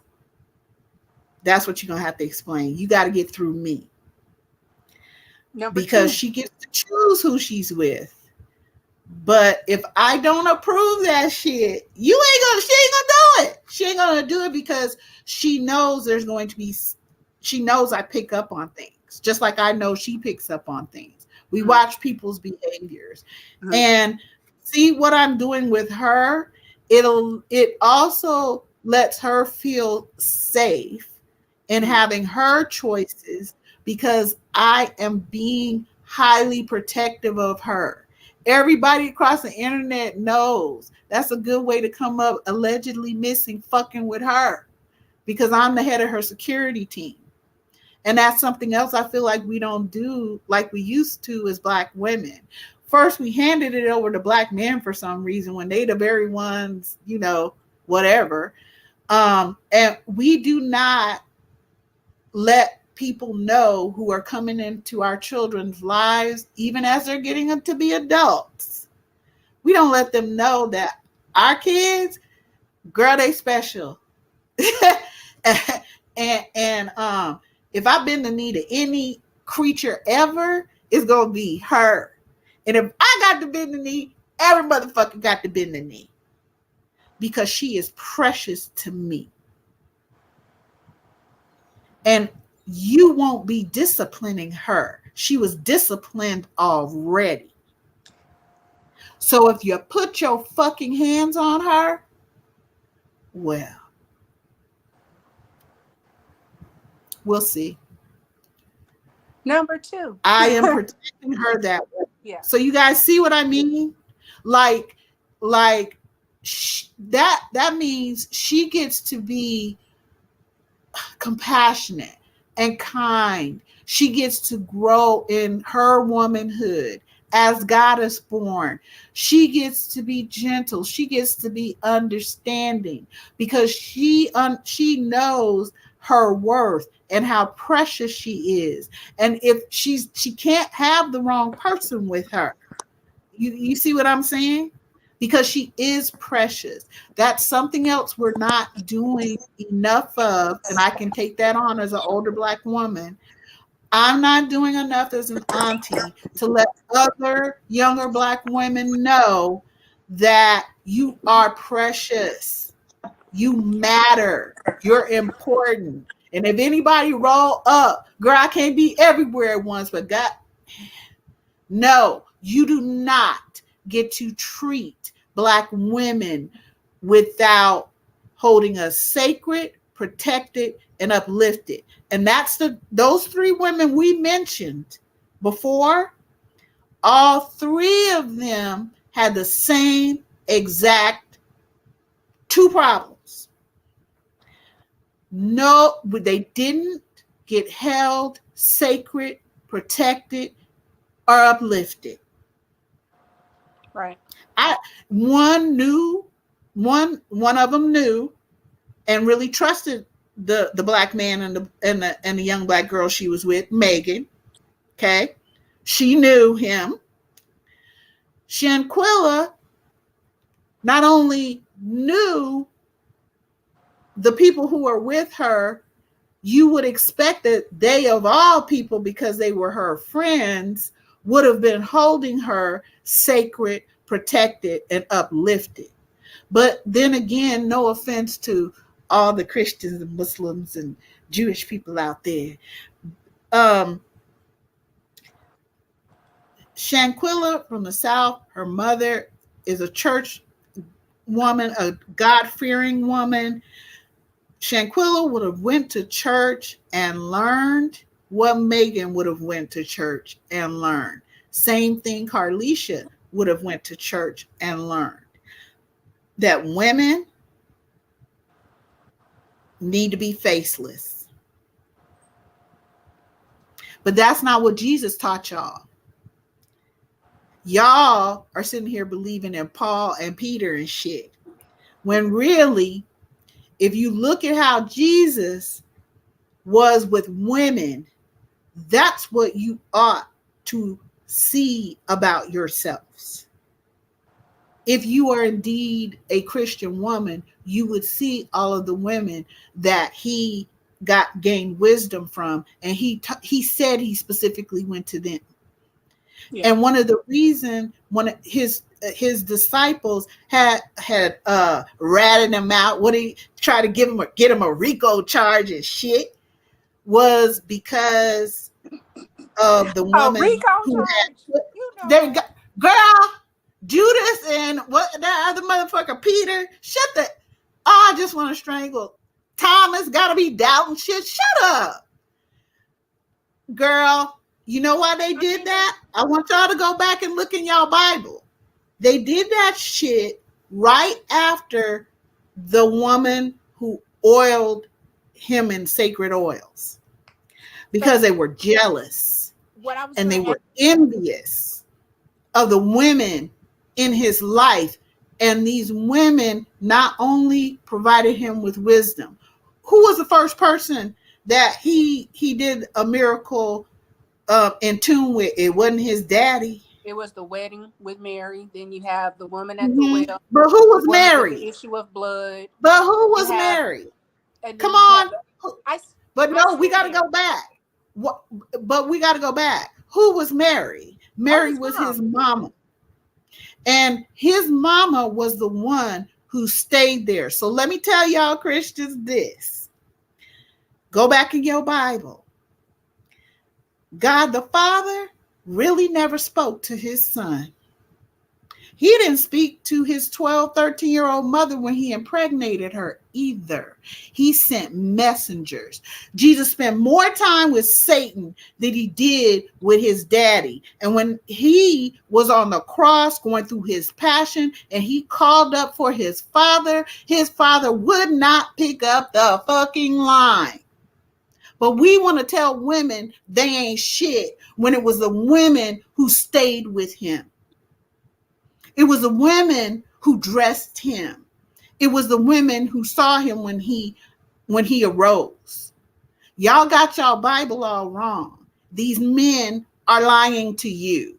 Those disciples weren't shit. Okay? The men's ran and they hid and they denied who the fuck he was. If that's your belief, then go back. Miss Love, Because I want you to get how he treated women. He loved on women. He uplifted women. He held women sacred and he protected women. you know, That is not what most of the men throughout that Bible do. And that's what your daughters have learned, you learned, your mother learned, your grandmother learned, because this system said if you didn't learn it, we are going to punish you. You are going to learn to be prey, and then you're going to learn to like it. I'm going to be very mindful and respectful. I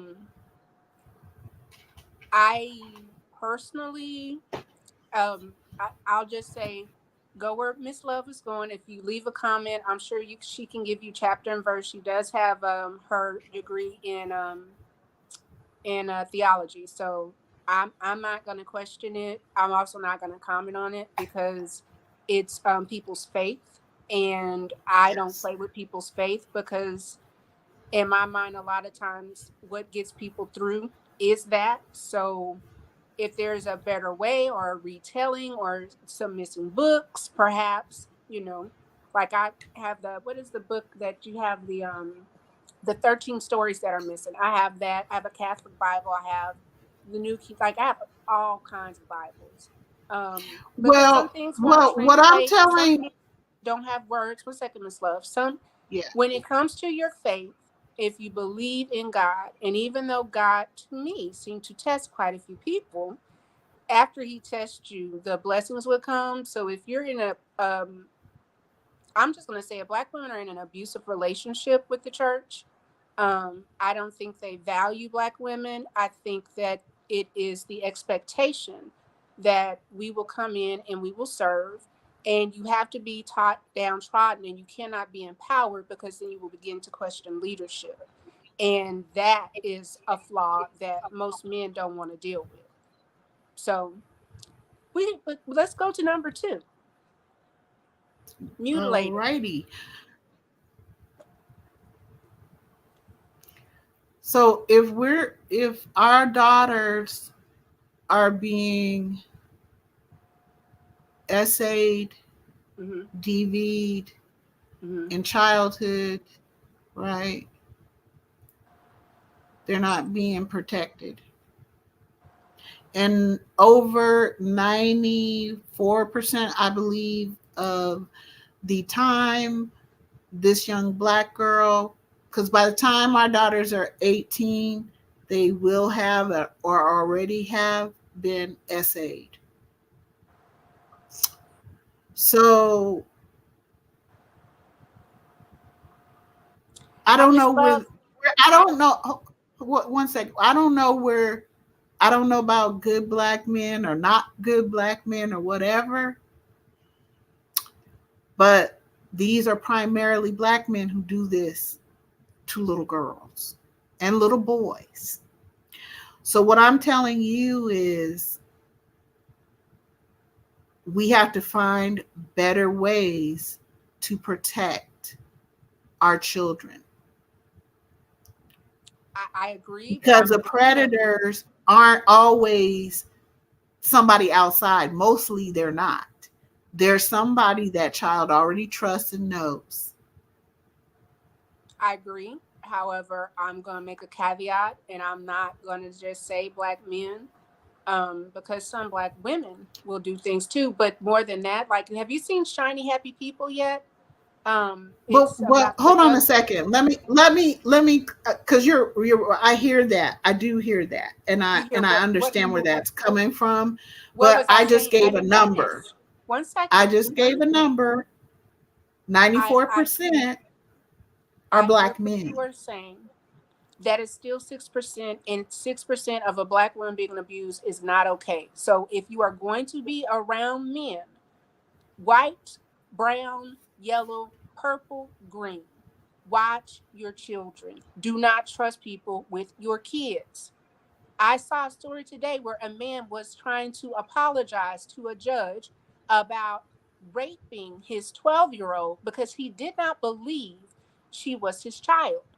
And then when he got served and they did a DNA test, it was his fucking daughter. So again, when it comes to that, that's a man thing. I do, don't leave your children around people that you don't know and trust. If you get a guttural reaction, or you know how that mom alarm goes off, just like something's Mhm. not right. Like every time you hear something crazy, people will say they heard something.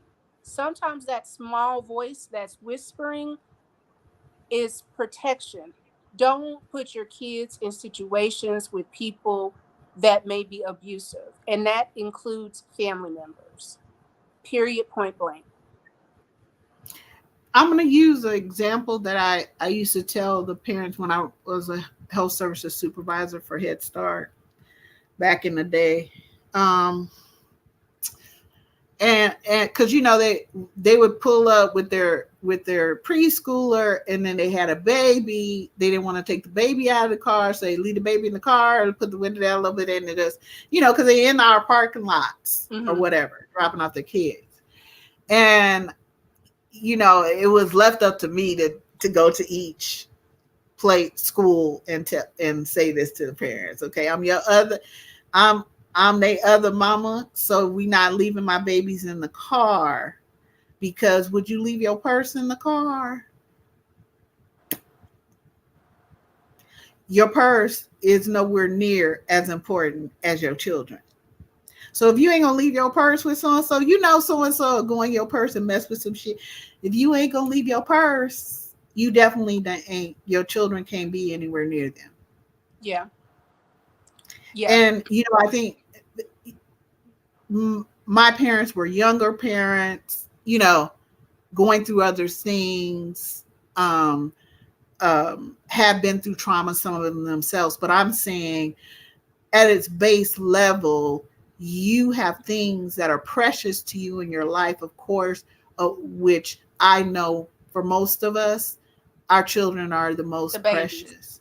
It's the And what I'm babies. saying is, it doesn't matter what the society says about how you protect your children, because that's not the way they deal with other collectives. Okay? So, when it comes to my children, you don't get to be around them. And one of the things I put in my child's head, I don't expect anybody to do this. Okay, before y'all all come for me. I don't expect this to be like, oh my God, love said I gotta do it, I gotta do it. No, no, no, no, no, no. This I just think differently. Okay. But I taught my children from little. Once they got to be 3 or so, and I knew they could bathe themselves with washcloths and soap. Hello, and then okay, well then I don't need to do all that for you. You take Okay, that back unless what you you just tell me said. there's something wrong, they're hurting or something like that. But I taught them out loud that if they felt uncomfortable with me touching them somewhere, then they need to tell on me. So if you gonna tell on me, girl, you're gonna be telling on everybody. Okay? Everybody. Nobody gets to do this to you. No one. I heard that subtle shade about the washcloth and towel. Did you see the woman that was like, I only bathe my kids when but if they don't feel like it, just hand them a towel and some sanitizer and they're good for the rest of the week. I was like, girl, what? I wish these people would stop going around. I'm telling you, we got to stop these things. Just shit like this. Okay. Next thing you know, that'll be some white people law. Oh, we just put a law into effect and it's going to be enforced as of, we're going to backdate it. Okay. And so anyway, we no longer take showers around here except for once a week if we need it. And we will never use washcloths. Our washcloths are to be destroyed. We're banning washcloths. Girl, it's gonna be a law next. I can't take it. Stop. Wash your ass. With washcloth and some soap. Stop it. But that's not. Stop going out in the rain with your clothes on thinking you had a shower. But you're supposed to have multiple towels. Like, who uses the same towel that they use on their poom poom on their face? Like, girl, what? Girl, they're not using any. That's why. Girl, I was like, yeah, you need a separate washcloth for your face. There's one for your. I don't girl, why use the same soap? Like, I have there's a soap in the towel for the girl. There's a soap for my body, and then I have my Luv'd, all that kind of stuff. Like, I don't know what this is with this non-routine having thing, but please, it'll bless your life. A wash towel and some soap, it will bless your life. Let me tell you. And don't put no lotion on. Y'all know. My God. Y'all know I love my husband, okay? I love him, but okay, not but yeah. Anyway, love him. And I've dated other white men, right? Yeah, they don't use washcloths. So I'll be like, oh no, what are you doing? No. Because I can't. Just raw soap on the body. Just raw soap on the body. No. I'm going to need you. I'm going to need to know that you're using a washcloth. Like, I'm weird about that. I think it comes from being a nurse and shit. But to me, I see bacteria everywhere. And I'm just like, you can't touch me.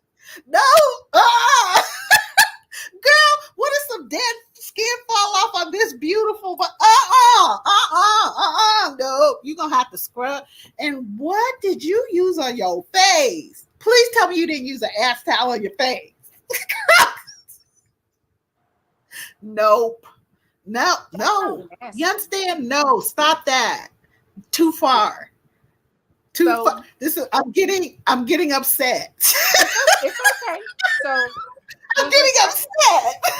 But I agree what you said, because we did number 1, which the solution was for the moms to try to get the firearms, for the littles, firearms if possible, martial arts. They can. All they'll do is ask you for. They'll ask you that the doctor said it was okay. That their physician said it was okay, like any other sports program. Right. Okay. Yeah. So then that's all. Now we're talking about mutilated, murdered, neglected, battered, and bruised. And you said in written statements. So we just essentially are talking about the patriarchy, which I think this is going to lean into 3, where it's the forbidden to read and learn about our history. I think, and I hate that I'm just kind of picking up on this, but I will tell people, like, right now, I won't say I'm in a spiritual crisis. I will just say that my beliefs are not traditional beliefs that I was raised with. I think they're good, they're great. I can still get very much soothed and comforted, but I like metaphysics. I like certain things, and I can't deal with people that have a scary God. Like if God is going to send me to hell because I lit a white candle for purity, like we're just gonna have a conversation. Me and him at the gates. Let me in. Why'd you make the candle? Like, nah, dog. You know what I was doing. I was doing some work that people before me and after me, is certain things that's gonna happen within our culture that what's said don't have to be understood. What's understood don't have to be said. Um, Abrahamic religions are very, very, very, very hard on your mental, because essentially you are not being taught to see any women in any time, especially in the Old Testament. When they show up, they're either Delilah, Sheba, they're what do you call it? Like the Scarlet Letter, Jezebel. It's it's always associated with bad, never good. Yeah. Yeah. So that in itself is a lot. Now, thank goodness for half two. Second, we got some work and some things done, but I'm like, this doesn't make sense, because every society that I see women, like, where were the women in this first half? Like, they just, what happened with that? I don't think that Well, Christianity in the South, where I was raised, you were not allowed to question God or a man of God. You can't question a man of God. You don't speak ill of a man of God. Um, you don't understand. He's your direct connection between God and you. And I'm just like, I am one of those people that if you come up to me and say, "Oh, God told me to tell you," girl, no, he didn't, because he would have told me. He don't. I don't need no. I don't need that. No, thank you. Everybody's different. I'm not saying it's not a hey, but for me personally, I feel like me and the big God, we good. He'll holler at me if we well, talk. you and I agree a lot about Paul, right? But let me say this, because I want people to hear me good. Like when I just talked about Christianity, I really want you to understand. This is actually what I wrote my thesis on for my master's. Jesus did not tell you that you needed to go through a man to get to God. Jesus said, come straight to. That's what Jesus said. You don't need no other representative or whatever. Jesus, when um, when there was the case of the prostitution, Jesus held all of them accountable. Are you talking And, about the and affair? Are you talking about the woman no, that was I'm being talking stoned? about Mary Magdalene, what the person they call Mary Magdalene, who was supposedly the prostitute. Jesus held the men accountable too. Okay, not just her, and he did not punish her. He actually said, "Listen, let's not do this again." Okay, uplifted. But amongst those men, he held her sacred, protected, and then when he had his private conversation, held her uplifted. Well, And because he made sure that they didn't stone her. but here, Jesus never told you that he had just male disciples, because the first people who were his disciples, well, actually there were three. It was his cousin, his mama, and there was a priestess, because the men didn't believe that Mary was pregnant with God's child. So if you really look at the gospels, they are different from the other parts of the Bible, because Jesus has personal relationships with women that are uplifting, that are holding them sacred, and that are holding them protected. And the women gave to him. They actually held him sacred, protected, and uplifted. They also fed him. They also made sure he always had a place to stay for the next place he was going. You understand? They went with him through every part of his life. And he went with them. They weren't the ones asking dumb shit. Okay? Well, how come if I do this and God, why are you letting blah, blah, blah? Shut up. I feel like he was just telling the disciples, he was trying to show men, if anything, stop. Do you see how this woman bathed me in oil? And you've known me all this time and you ain't done shit except question and come up with dumb shit. Go read it. Okay, it doesn't say that exactly in your Bible. There's no cursing in your Bible, okay? But besides my ad libs, go read how Jesus held women sacred, protected, and uplifted.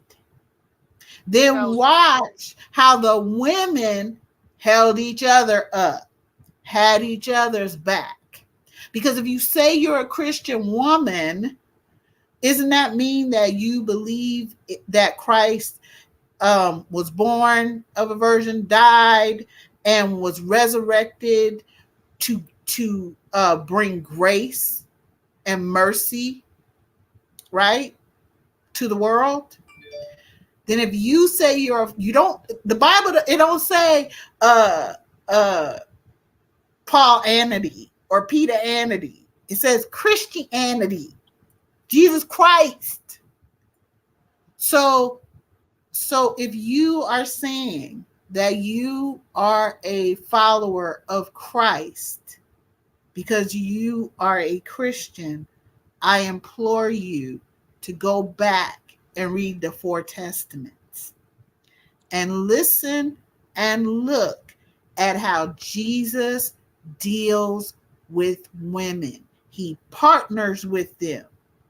He believes that they are wise. He didn't want to turn water to wine. You know why? He didn't think he was ready. But his mother said, anyway, I said turn water to wine. And he was like, okay. So he went and did what his mama told him to do. You understand? You see what I'm saying? Mm-hmm. He held her uplifted, sacred, and protected. So then that's what he did. But that's not what Paul did. But hold on. So okay. That's gonna so I think you guys, when you're in church, I want you to listen to your whoever's given the sermons. I want you to listen for how they talk about Jesus's relationship with women. And how many times does your church speak on how precious you are, not counting Mother's Day or somebody's special birthday? How often does the people in the pulpit say we got this going on with our women, and we gonna surround our women, and we gonna pray for our women, and we are gonna go door to door and do this with our women to make sure they feel boom, boom, boom. We're going to come up with a group of men in our community to make sure when our little girls and boys walk back and forth to school, they ain't got to worry about nobody rolling up on them, trying to get them to do nothing, trying to put them in a this and that and whatever. Is that what is happening in your belief system and who you're listening to? And what they're saying. Because if they're not talking about how they can uplift the very people who uplift everyone, Black women and Black girls, then I don't know what they're talking about. So I'm just gonna put that out there. So that covers number 3 then, because it talks about, you said, when we're forbidden to read and learn about our history, public and private. I do think I'm very thankful that I was raised AME primarily, but I think we have everything. Church of God in Christ is what my mother was raised as. Southern Baptist is what my mom is now. um I myself, which I know when I said it, you and Miss D were like, "Oh hell no!" I was like, "I just want to go be a Catholic," because they just talk about the word, and I just like I church. I'm churched out. Our family Yeah, is very much indoctrinated, but the one thing I can say is, I've seen the church do more positive. I personally have been one of those kids that had to go down, well, not kids, one of the girls that had to go down and repent for getting pregnant as a teen. So, um, again, when we talk about faith and faith systems, um, it's amazing to me that women are asked to balance everything, look cute, walk, don't turn this person on, don't do this, don't do that. And inevitably, if a woman is touched or abused in church, it is because she's a harlot. Her stockings, what was she wearing? Oh, well, she's fast. It's always pushed on the girl. And typically, if you get caught with one, especially in those kind of situations, there's tend to be more. So I would just say again, yes, you are and you are in a building fellowshipping with other people, because the people are the church. The building is the building. The temple is the temple. It's not the church. And church people are hurt people who need help and use the word of God to try to endure and have a better life. That does not mean that they're not weird, freaky, nasty people in the church. So again, when you have the littles, you have to be adamant. And you also have to talk about authority in the sense of how you gave your children autonomy to be able to say, this makes me uncomfortable. I think another thing is, many times, especially for women my age and later, you didn't have a voice. Kids were supposed to be seen and not heard. You don't have an opinion. It doesn't matter what you want to eat. You don't have any rights. What I say goes. Do what I say. Why? Because I say so, no reason. So you learn blind obedience. You learn blind obedience. And it is something that I'm very glad I didn't continue it with my son. Although sometimes I wish I could do like my mom and give a look, because my mother still from this day can cut her eyes, and I'm going to be like, I'm going to straighten up quick. But um, when we're talking about forbidden books and reading, like the last time we talked about the Negro Bible, like, please don't just be talking about what pastor said. Or pastor said, what does the word say? Who was he talking to? What was going on then? Like, the story of why women are not supposed to talk in church was because the women sat in the back and the men sat in the front, and women couldn't hear, so they were calling out to their husbands, husband, what did he say? And the Paul of it all was like, well, to stop the confusion, you just teach your wife when you get home, rather than say like, hey, why don't you just have your wife sit next to you? So again, patriarchy, whatever. I'm not knocking anybody's faith system. I am not saying, do what makes you feel good. I don't even want to say feel good. Do what feeds your spirit and your soul and what you feel is for you. So now we're at number yes. 4. Wait, It hold on says, 1 second. So okay, here's some other stuff. Here's a this is called unfuckable with. Of course I'd have unfuckable with. Right? Again, these are books that like you can read and disseminate for your children, right?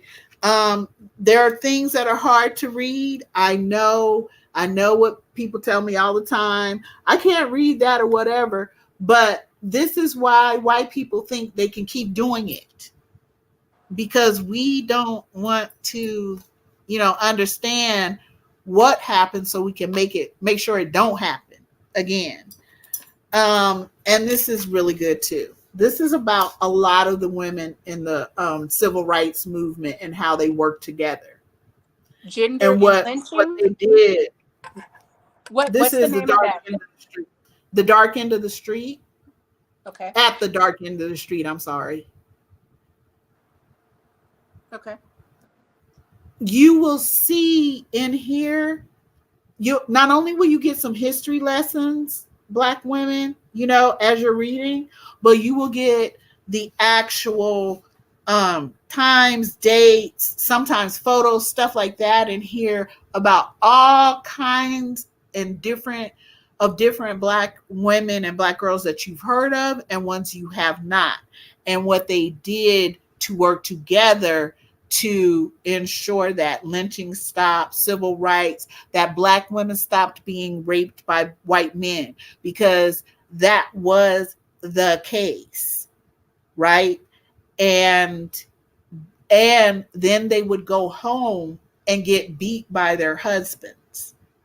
Okay, so there was a lot of that going on, and they endured SA as well at home as children and as young women. Okay, so now you're not only having to deal with racist policies. White women could have you locked up quite often. They were also able to beat you, all of these different things, and they were some of the reasons why we got lynched. But a lot of times the reasons we were lynched is because we were taken up for Black men. And we do that. And we do that very well. But I like to see us turn that around and let Black men do them, because they're grown. Okay? We talk about how we baby them and coddle them and all of this stuff. Well, Black men, the word men, leads me to believe that they're grown. So however they get it, that's how they get it. Okay? Just like I had to do as a grown Black woman. All right? So these are some of the books too that you can read so that you know what has happened in history. Because something that is very glaring in this book and a lot of the other ones I read like it is, we're Black men. What? So what y'all keep talking about some protection y'all did, but you didn't, because we were being raped and lynched. And it's my understanding that some of you, when a white man pulled up to your door, you opened the door for your wife to go, like Abraham did Rachel with the king. So you tell me why Black women were being destroyed by white males during this time, but if you said boo to a white woman, huh? How did they get protection from their men and we didn't? Why did we have to protect ourselves? Why? Why were we in white homes in the first place after the Civil War? Because we were working in the fields and in white people's homes. That's a lot of the places that younger girls got raped during that time. So at what point are we protecting Black women and Black girls? At what point are we doing what different Biblica says we should do? Because Black women or Black girls are the least violent. Girl, how many times you done held your tongue and not snatched a chick across a desk? We really the least violent. We will use our voices because we're powerful. We're powerful enough to stop something with our voice. But we have to start believing in ourselves. There isn't somebody else that's going to protect you. As a grown woman, I just know that. So I take precautions for myself. I have a husband. He he's a concealed carrier too. But do you think we in the same lines over in Target or Walmart or wherever the hell we at? No, because he walked slow, and I want to go throw shit and buy some shoes. We ain't got time for this shit. So we in Look, different if you lanes, say different parts shoes of the and store. purses again, you have a problem. Shoes and purses and books. Ma'am, I'm gonna need for you to go get a box and send it to yourself and be like, look at my new stuff. Cause you got enough new stuff. Don't I'm okay, number 4. Endure being publicly humiliated, hurt, and harmed. Um, we are what you say, we're submitting and you said we're submitting and struggling, whether it's right or wrong, and then dealing with the punishment. So again, that goes on to build what you just said as far as the inappropriate touching at this point. And Lord, if you know me, this is a big statement because I have a infinity towards Black males, but I also cannot deny facts, and I cannot deny my other sisters' voices. So I don't get to come to the club and be like, but I got a good one, but I had a good one. And everybody else is like licking their wounds. It's like, girl, save that for over there. I love this for you. I love it for you. I love it for Mm-hmm. me. But right now we talking about women. Um, I'm trying to, in my mind, see if there's even a place where people like yourself and some Black men will work together. But I just think they've burned too many bridges. And I don't think it's fair for you to ask someone that's been victimized to now speak life into people that don't see it for. If you're trying to kill me, why am I trying to keep you alive? I need to let you die. Now I'm not going on y'all all this uh taking certain kids and doing certain, if you want to divest, whatever you want to do, just make sure that you are safe and it's what you want to do. And that's the thing that I absolutely love about the younger generation is that they are so bold in questioning things, just like, why do I want to get married? And then if I get married, why do I want to change my last name? Or, why do I need to do this? So that liberty to do that came off the backs of your ancestors. So I'm just gonna say this loud and proud, not long, or as loud and proud, not strong and wrong. Please stop calling each other's mammies and pick-me's. Stop, stop, Please, stop, stop. You can please. a gutter snipe. I love the word gutter snipe. She can be a heifer, but those terms, pick me and mammy, they have history associated and Black women's bodies associated.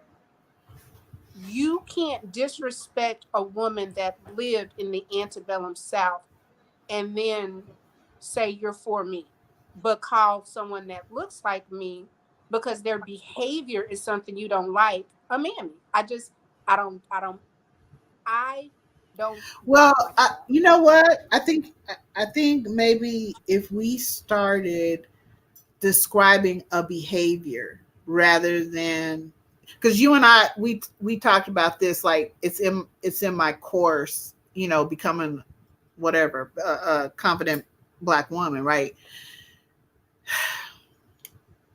Wait, What before was you I just start, because no, because what you just what did said, I just say though? you literally just said the behavior, and that is what we need to Yes. do. You need to address, call out the behavior. You do not have to Yes. attack. You can hold people accountable, or you know what, you can literally say like, this person's a fucking idiot and I don't need to be around you, like, period. Well, But the remember I name gave us calling's the got to stop. difference between discernment and judging.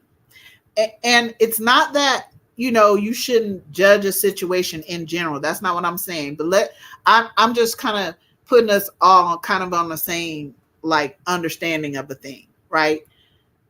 I I see discernment as looking at the actions that are being taken and then deciding um, what choices you're going to make, how you're going to respond to that, or how you're going to create things just for yourself or whatever, right?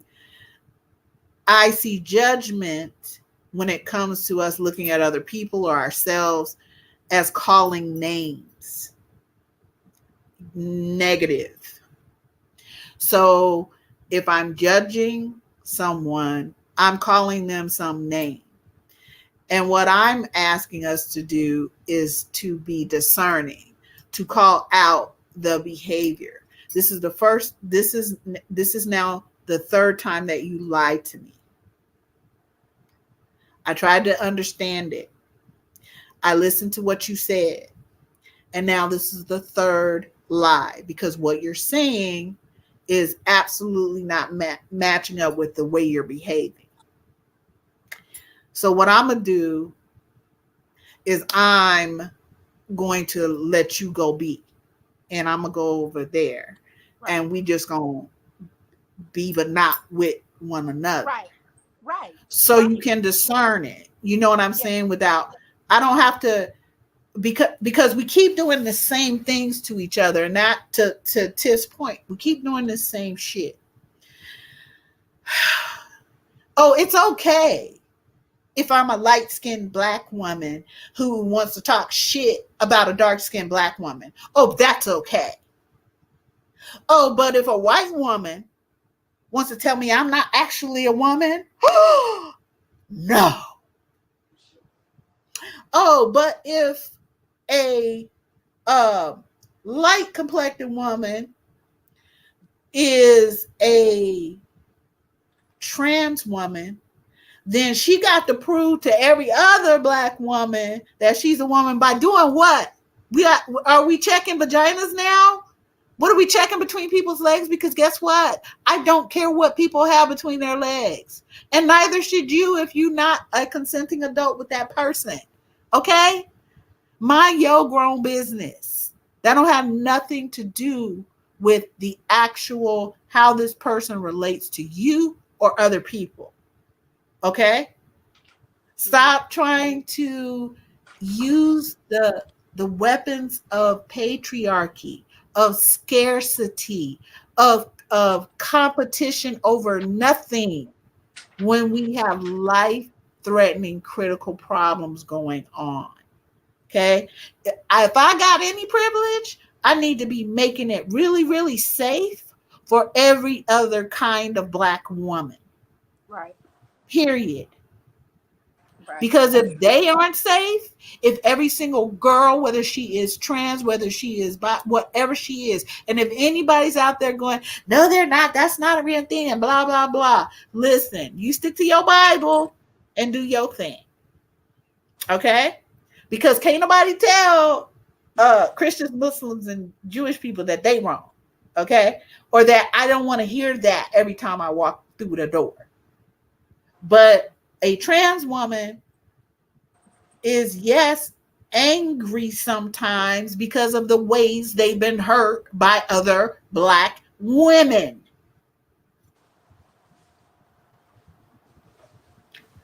So I'm just saying, that's something we really got to start looking within. How are we judging other people, meaning calling them names, rather than what their behavior is? You know what I'm saying? Yeah, I'm sorry. His daddy just got home, so you're gonna hear a bunch of scampering, and so I'll hear nothing. I'm not worried about it. Oh, he's like, it's playtime anyway. So we're doing really good. We're actually on number 5, and that is, I know, the inability to heal in the environment that you were harmed in, gaslight, being abused, being prey, and not being allowed to be emotional. So for me, yes to all those things. um, I also think, as a person that was raised in a faith, that sometimes suffering is considered to be honorable. Um, it can it can be a bit. It's hard because you're rewiring a lot of conditioning. Um, when I talk about it, I just want to see more Black women put themselves first. I don't think it's anything wrong with, if you can afford it and you don't like to clean, get a cleaning service. If you can afford it and you can have somebody come in, many times people don't understand that our time is really invaluable. And if you can swing it and kind of outsource some of the things that you don't like to do, and it gives you now this additional time to take care of yourself and or to read or maybe just to lay the fuck down, because sometimes you just want to lay down. um, if you have little people in your home, do not think your house is going to look like Mhm. Architectural Digest. Like, we need to start giving ourselves realistic expectations. If you got little people, everybody cleans. Like, do what's best for you in your household. We don't have to follow this script, because clearly whatever they wrote, it's not working for us.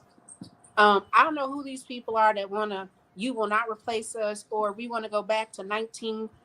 Child, you was conditioned in, you was poured in. White folks was poor as hell during World War II. Why would you ever want to go back? You couldn't even yourself. Like, stop it. They Uh, I'm sorry, they could not feed themselves. There's so many things. There's so many things that people that are I guess supposed to be like at the top. Um, and we really need to get out of this people wanting to look like money but have no money. I know it is a very Black thing to do, especially what them CME members, Christmas, Mother's Day, and Easter. You got your new outfit. You got the if you ain't got it, like Tasha K say, I ain't got it. I know people don't like her, but I love her when she's like, and I ain't got it. Sometimes you need to tell people, I ain't got it. I don't have it in me to help you today. I don't have it in me to pray with you today. I don't have it in me to cook for y'all today. It's going to be a cereal night. Go fix a bowl of cereal. I'm going to go upstairs and take a shower and lay down. Black women need to rest because we we are do. exhausted. We are exhausted We and we really are do. giving to everyone but ourselves. And I can say, prior to the COVID, I always had a little bit of a tinge, but like the anxiety and just the different things and, really losing a lot of people, it was a lot. I don't think a lot of us understand. We already had the orange man in office, and then we went through a pandemic, and then how we did life completely changed. Like, you didn't go outside, and now everybody's like, oh no, go outside, it's okay. But when you go outside, you might get shot at. You might, like, I for me, I feel like my anxiety, I honor it, I hold it sacred, because yes, the place where I go to shop, 8 people just got shot 2 weeks ago. The place that my son works at, Oh, they had a shooting on Sunday. So the one thing that you talk about again, going back at this point, I don't even have an option to not have a weapon, because everywhere someone may have something and I'm not going to not protect myself. right. I think of it as like car insurance. Well, we hope we never have to use it. I mean, we hope we don't. And if we do, we have it. You know what I'm saying? But Mm-hmm. it's no good if you haven't, you know, prepared yourself, because I know there are, I have a much, I got a little tiny following over here, little, just like, can't even barely, but we love everybody, that has subscribed. So thank y'all so much. Um, I got a little bit bigger following over there on TikTok. but you know, being able to say just what you said to Black women, that you get to rest, girl, and you also get to tell people, no. And when people, cause y'all know I always got a slick ass answer for shit. Oh, ask me a question. I don't answer questions. Oh, ooh, I want to talk about so and so. Did you hear that? Blah blah blah. Girl, that's grown folks' business. I don't get involved. You know, you can tell people no, and I don't need to explain myself. I was thinking about something, Tiff. My family, you know, it's become a moniker. My family calls me Ma, right after my grandmother, and I'm not the oldest person or next in Gina, you know, Mm-hmm. age Yeah, but wise you're or you're the whatever. you're But the anyway, chosen one. You're the chosen one. You're yeah, the yay. legacy. Mm-hmm. You're the legacy. Yeah, And I get that because could I you, think me, you, and Miss D all play that role of keeping the family together, yeah. keeping people on track, checking in on Mm-hmm. people, making sure everybody's Yes, okay. Did this person get their birthday? yes. Are you good? Mm-hmm. Okay. Is your money all right? Then we have our Mm-hmm. parasocial friendships. So we start meeting people and worrying about them. Are you good? Are Yes. you okay? Do you need? And I That's can something that honestly connects the say, three of us. It truly does. yeah, Yeah, it I can truly honestly connects say, like, us. but this was the year that I have to thank you, and I'm gonna get emotional. I didn't think I would. Um, I think you saw it in December. You saw where, because I was putting out to everybody but me, I think you knew the depletion was coming. And by the time April came, it was just like, what the fuck? Um, it, for me, I'm still very much devastated. You know what I'm talking about. Don't have to talk about it, but Yeah. that was a shake. And again, in transitioning and getting married and COVID and friendships changing, um, people losing children. My son's godmother lost her son, and our boys are 1 year and 3 days apart. Um, I remember you talking about that. yeah, and then the matriarch of who helped us get everything together, she passed this June. Yeah. So it's just, I think a lot of us are in grief and we don't know. And it's so many little sayings. Like I hear people say, grief is like a suitcase. Sometimes you pick it up, sometimes you put it down. Sometimes it's with you, sometimes it's not. Grief is like a wave, it comes in and it comes out. The one thing I think that we need to stop telling people is, one, grief doesn't stop. Um, it Some people and some losses just affect you more. I think now, being in my 40s, I now am in that second half of life, and I understand like why my blood pressure is high. I've never had high blood pressure. Oh, because you're worried. Started having pain in the body. What's happening? Oh, you're grinding your teeth.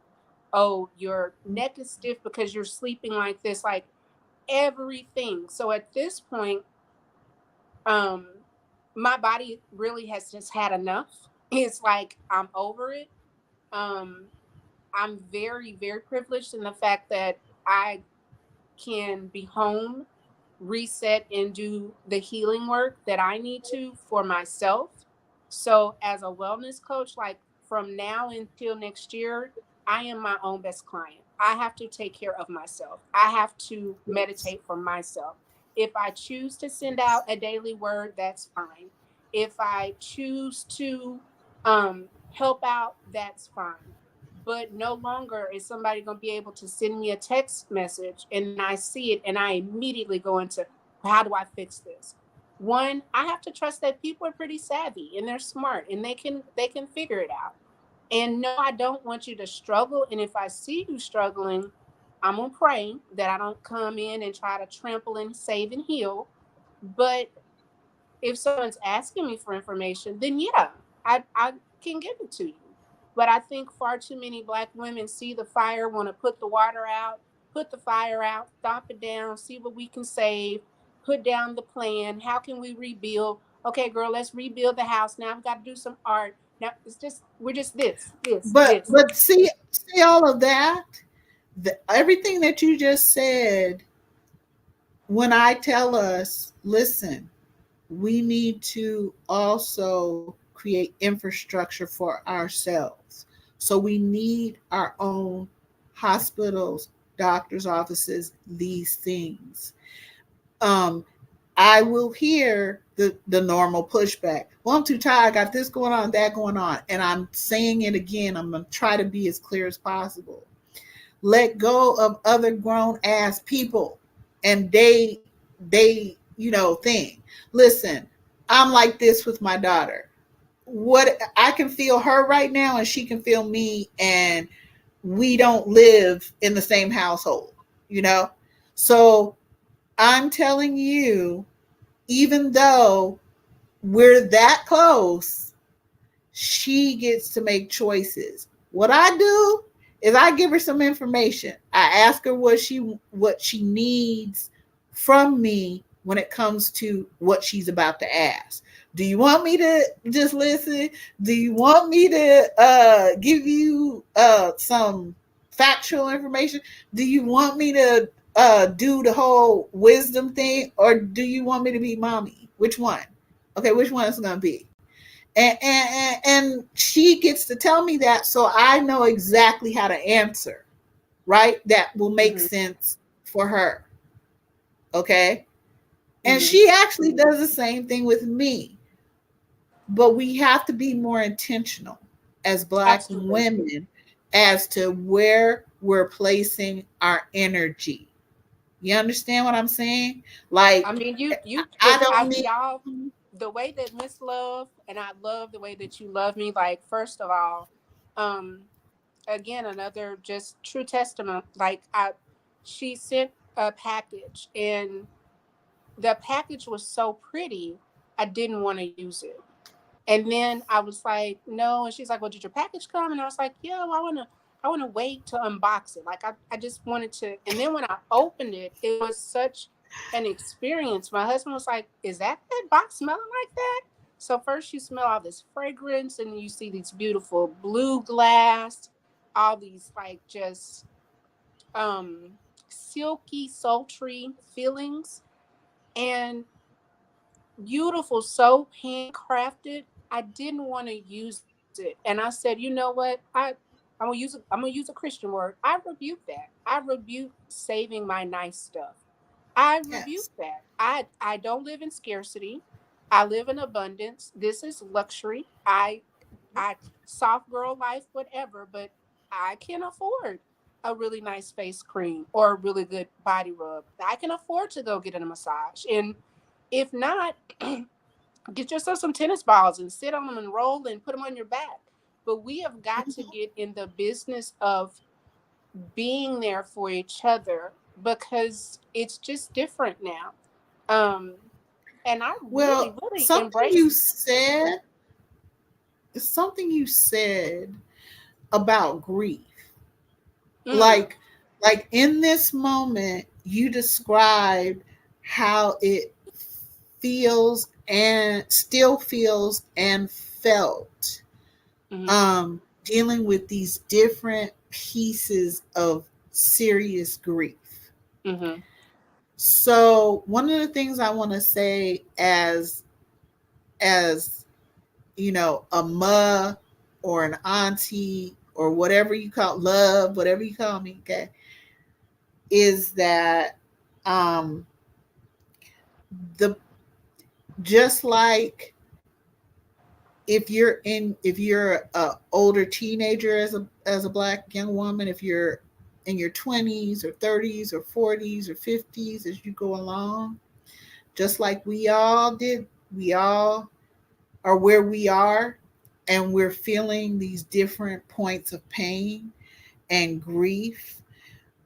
One thing I'm going to tell you is, yes, we do suffer, and we do not need to become addicted to suffering.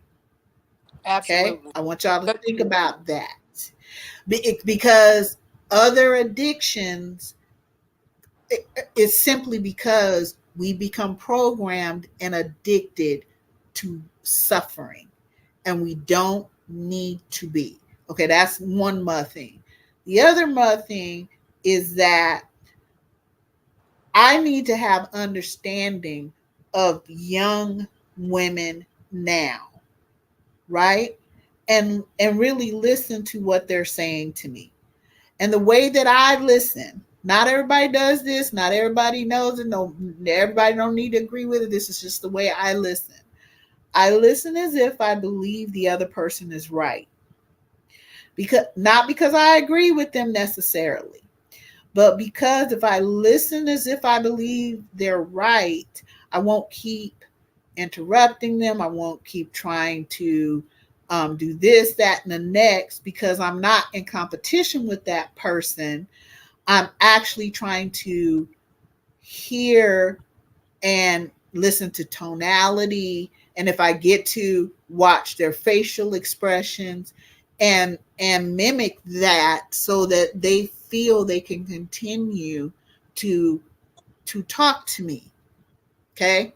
Because as Tiff has said, I'll be over 16 places in my head and times 25, you know, and then yeah, okay, I so mean, I and have to be that's intentional. I personally, not everybody, not some people are just really good at this, but I had to be intentional and listen as if I believe the other person is right, and I don't necessarily disagree.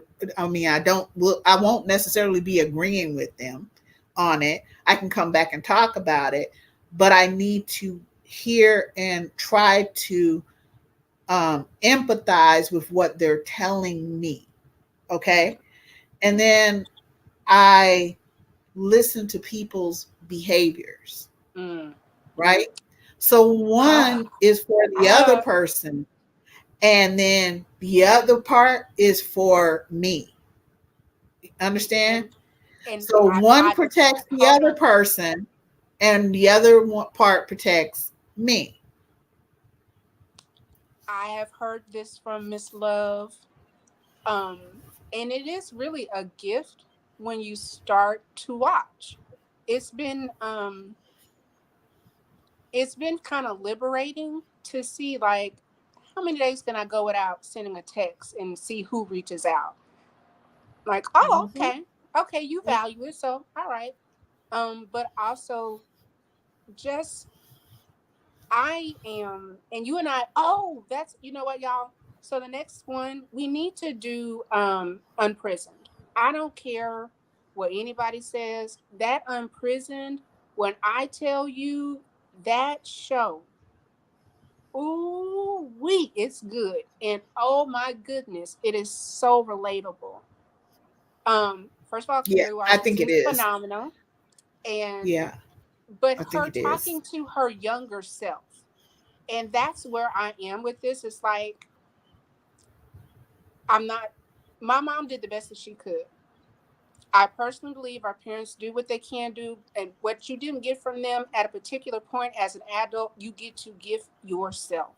So I have, wait a minute, you know, I got my coloring books. I will blow bubbles. I will go play in the rain. I have skates. I wear red But you're a lipstick. yoga master too. You're I a do, yoga master. but And here's the so thing. all of these But things, like, you bring it all together but in listen to one what body. you but listen to what you just said. And this, what you just said again, is for me to hear. I haven't been on my mat in 2 years. And I literally had to tell you, I have to get back on my mat. And I am all the way back now to when I first started. Um, but it's Wait, okay. you And know it's where not, my mind went with that? This is how bad I am. Okay, my mind went not this time, but when you actually first, you've said it a few times that you need to mm, get back on your mat, and I'm thinking you mean philosophically. yes, Yes and no. Yes and no. Because as you're doing certain movements, certain asanas, certain poses, hold Mhm. certain energies, there are certain hip openers that are great Yeah. for your health. There are certain mantras. Tissues are in your tissues, and motion is lotion. So the first thing you got to do is just start moving. If I'm a personal trainer and a wellness coach and blah blah blah blah blah, and I gained the 20 from the COVID, and sis is hanging on like, no, bitch, no. And I'm like, okay, all right, we got to regroup. I have to put me on Hi, some Meg the Sonia. Stallion. I have to put on some Meg the Stallion. I have to get, and my yoga practice doesn't look like everybody else's because it's mine. And I don't have to, I just get to do what I want to do for me. If I want to eat something, I'm going to get it. I'm just saying, please, whatever you have, whatever, if it is the Bible, if it is God, if it is the word, then spend some time with the Lord. Put some gospel on. Get what you need. We have got to stop walking around with empty cups, half filled cups, cups with holes, and everybody like, well, she still got some water.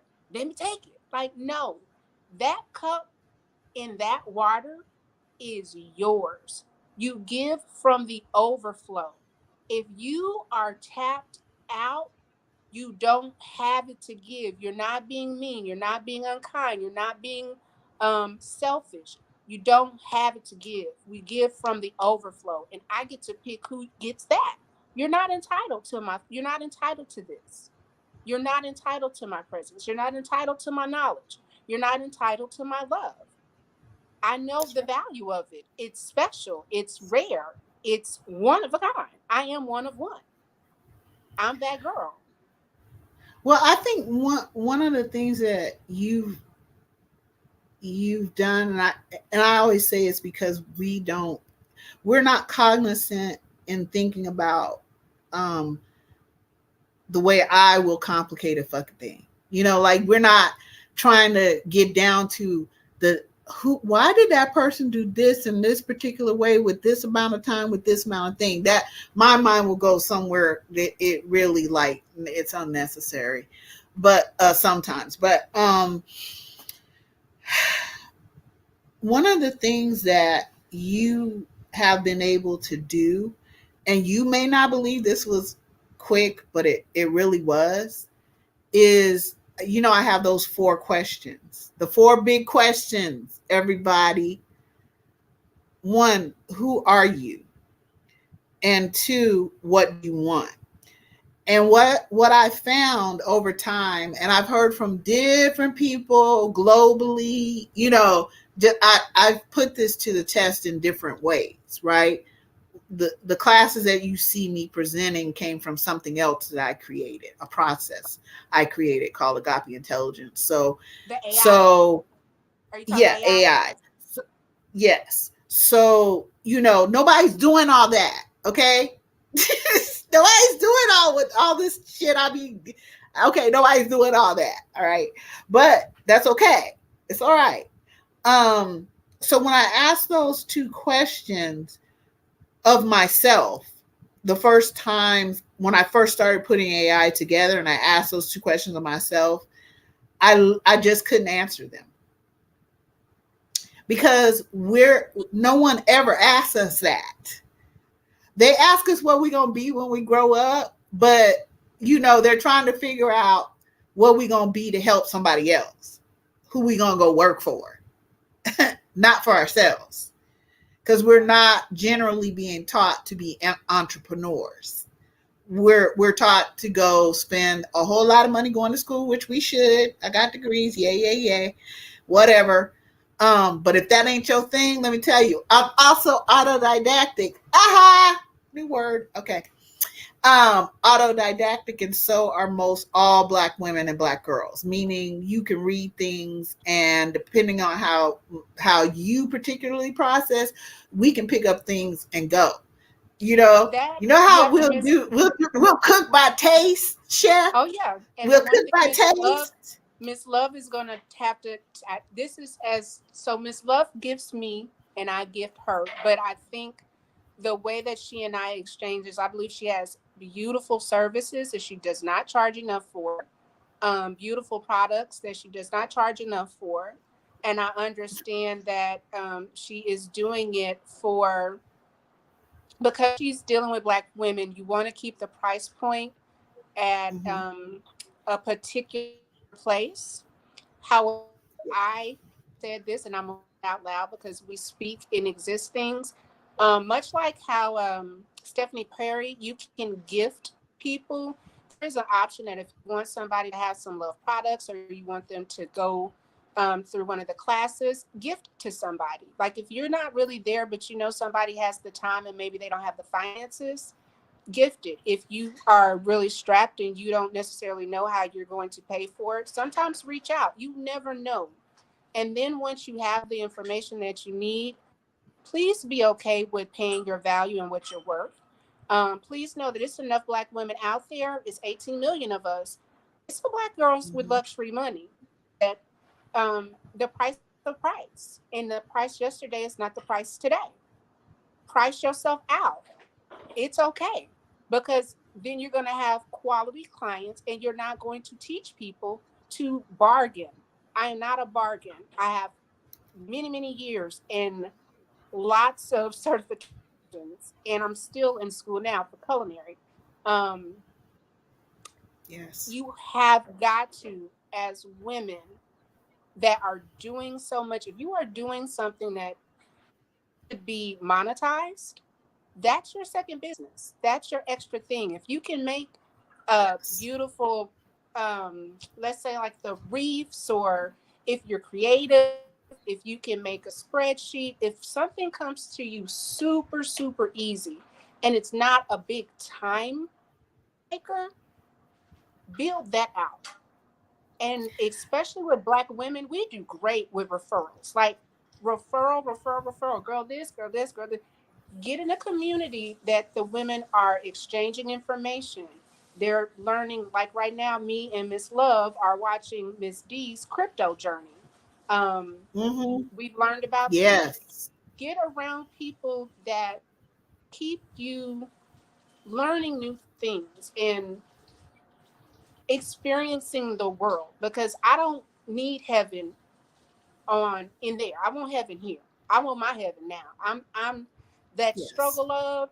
A lot of times we associate struggle love with relationships. Baby, many of y'all are in struggle love relationships with yourself. You are struggling to love yourself because Yeah. something hit you, harmed you, humiliated you as a child, and you've got to forgive yourself. You've got to forgive yourself. You have to. We're human. Things happen. Yes.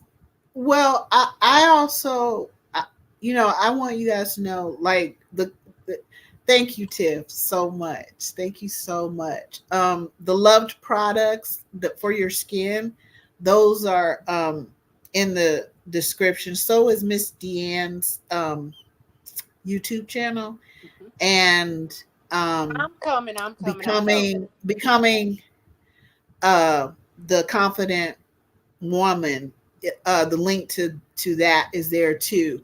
It's becoming the confident woman is not just about us as Black women or young Black women. It is about how we raise our daughters, and what happens is we are the ones raising our sons. We have to remember that if we're going by the rules of a patriarchy, then we're setting these young men up to do the same thing. You understand? So we have to rethink how we're raising both our daughters and our sons. And, we have to reimagine that, because those of us who've been single moms, or even if you're married and you're doing most of the momming part, we we definitely understand um, the extreme exhaustion, you know, and Miss Tiff is right. Sometimes we need permission because we've been told you got to keep your house clean, you got to do this, you got to do that.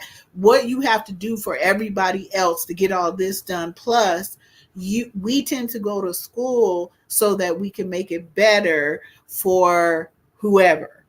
Okay. And yes, we get a salary, but we pay bills right through that. So as single women or single mothers or married women or partnered women or whatever it is you are, um, we're gonna have to decide what is what needs to be in our lives critically, right? What we need to expend energy on and what we can cut out, you know, and repurpose that energy, right? And Right. I really truly, when I tell you guys, I understand. I really have gone through shit myself, and it's not, for me. It's not that I want you to um, compete, because that's question number three. Who's your Who's my competition? competition? Nobody. Who is your competition? And my answer to number 3 and 4 has not changed for me in years. Once I got this particular answer, it hasn't changed for me. Now, it may, 1 and 2 should be changing if you're evolving, because as you evolve, you know more about what you want because you've studied yourself, right?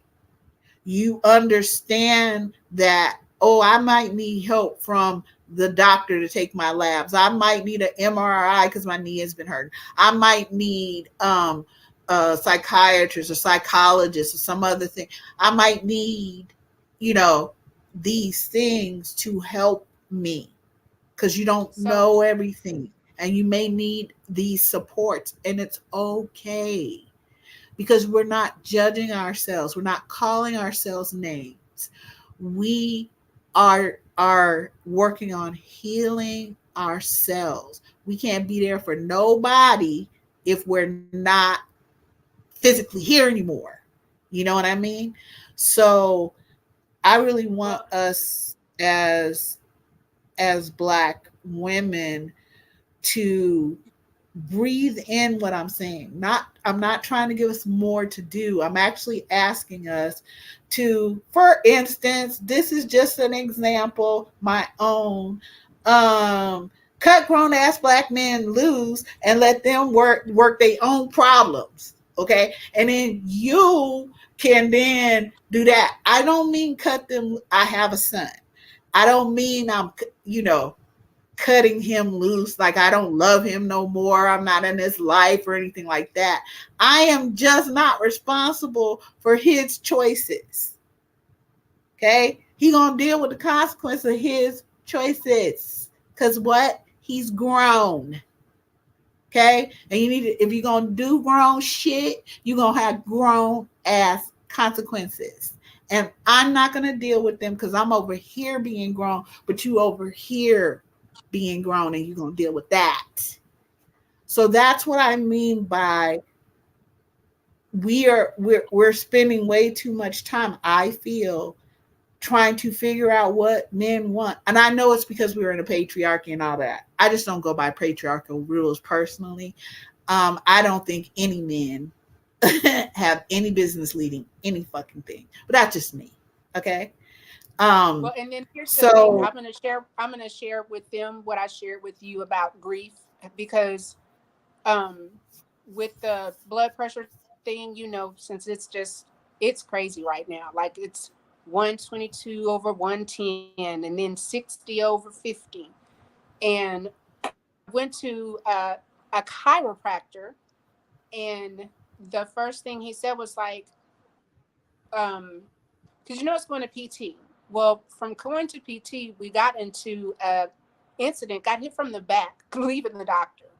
So we go, I've done PT. We finally go see Dr. Art, and he's like, "Oh, your rib is fractured and your cervical spine." I was like, "Wow, okay." And again, whatever you trust or believe, you will read into. So I was like, I wonder how this is affecting me. And it says that the bones are the key to healing your body. For instance, Grief is stored in your rib bones. Stubbornness is trapped in your jawbones. Self confidence is hidden in your shin bones. And sexual abuse is stored in the pubic bones. If any of these bones are weak, then so is the rest of the physical and emotional body. I had to just acknowledge one, I was still deeply grieving, and that is okay, but that person is gone, and I don't want to say life goes on. I get to I get to have emotions. And I think for trying to get everything done, let's get this person buried, let's get this. Who wants life insurance? Like the last time my family was here, my aunts are pointing to me where they want their plots to be. And I'm like, okay, email me what you want for this. Okay, what do you want for your funeral? Because I just, at this point, I can't take the stress of people not being organized. And it's like, if I'm gotta do it, I need this, this, and this, and the rest I can run and go. Oh, and I still owe you information that you wanted to look for. I didn't forget. Okay. Yeah. I Yeah. didn't Yeah. forget. I know what But you're talking I about. wanted to say that because people may be having like these phantom pains and you're grieving, and you may need to go back through the grief cycle. You may need to just say like, hey, I thought I was over this, I'm not. You can have grief Yeah. for so many things. Like you can have grief over a relationship, grief over your life, grief over education, grief over just, there's so many things. But a lot of it is we are putting entirely too much pressure on ourselves. Unnegotiated expectations are premeditated resentments, and you have to handle yourself like you are a mirror. A mirror that is broken will never be the same. And you can smooth out some of those edges, but the cracks are there. So you have to move in a way that you honor that I I'm different now. So how I see myself and my reflection is different. And what am I doing that when I see myself back, I really see me. And then when I see a love, I see love, but I also see myself. That is the whole meaning of namaste. If the person or the spirit or the energy in me acknowledges the person, the spirit, and the energy in you, and because we see that in each other, we will cause no harm. That's going to be the last thing I'm going to say. If nothing else, let's stop harming others and ourselves. And let's start loving Yeah. ourselves. Because I'm gonna just, I hate wearing stuff like this sometimes because I always forget my bracelets. Dang it. I'm gonna say this before I forget. Um, I talked um about us being able to listen to younger women, right? And the grief that they're having, and not like in our minds thinking, even, well, we're going to think what we think and we're going to feel what we feel, but not responding with, you should have heard what I went, or okay, because, or I know more than you about you. I know my daughter extraordinarily well, and I am not living her life. Right, Even if you have an identical twin, you are not in the same exact space at the same time, or you'd be one person. right, So, so just because I'm this age, I can't make her what she's going through and experiencing less, right, right? I can only listen to what she's saying, then listen to what she's asking me for and telling me this, right, and then see if I can meet that. If I can't meet it because I don't feel like it, I'm tired, uh girl, I'll talk to you tomorrow, whatever it is, then I get to do that. And she understands. But something else is, just like I'm saying that about older women like myself towards women who are younger than me, I'm also saying this to younger women. There are things that, let's say my mother, now my mother couldn't stand my ass. I'll tell you the truth right now. My birth mother, no. Mm-mm. And I still learned a lot from her. And I learned how to respect her, though I didn't revere her. I revered my grandmother because that's who I saw as my mother, you know. But my, but I can't I can't say like what I hear my aunt say. Well, mother didn't tell us anything and blah blah. Number one, she was 17 when she had your ass. Number two, she had 8 of y'all, all girls. Ew. I mean, love y'all, but I'm just saying, for real. And then you are all different. You all process different. You all think you know what you know and you don't know shit. You just know about other people's business because you can't sit still and mind your own and fix this shit. Okay? In the meantime, you forgot that Ma was born in 1919. You know what Jim Crow means.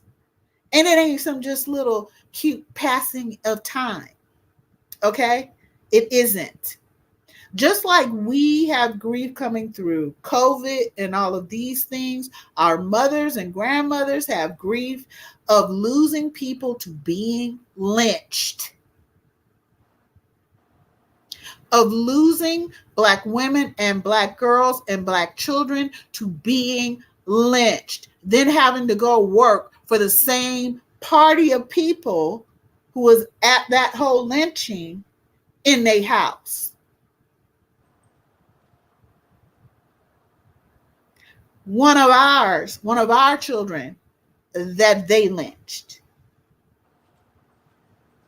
I don't So think I'm people, telling you guys, this whole thing about competing with one another, I'm telling you, this is one of the things. I don't have competition. Now, other people seemingly think I'm their competition, but that's in their minds. Whatever their feelings are, that's them. They grown. They get to have their feelings. And I'm not in competition with anybody other than to try. And this is, some days it just ain't gonna work because I'm not even getting out of bed. But anyway, I have to try sometimes to be better than I was the day before. Okay? Sometimes I'll reach that height. Sometimes I fucking don't. Sometimes I'm taking a nap. Okay? However, I don't have competition outside of myself. The last thing that I ask is, do we think in or out of the box?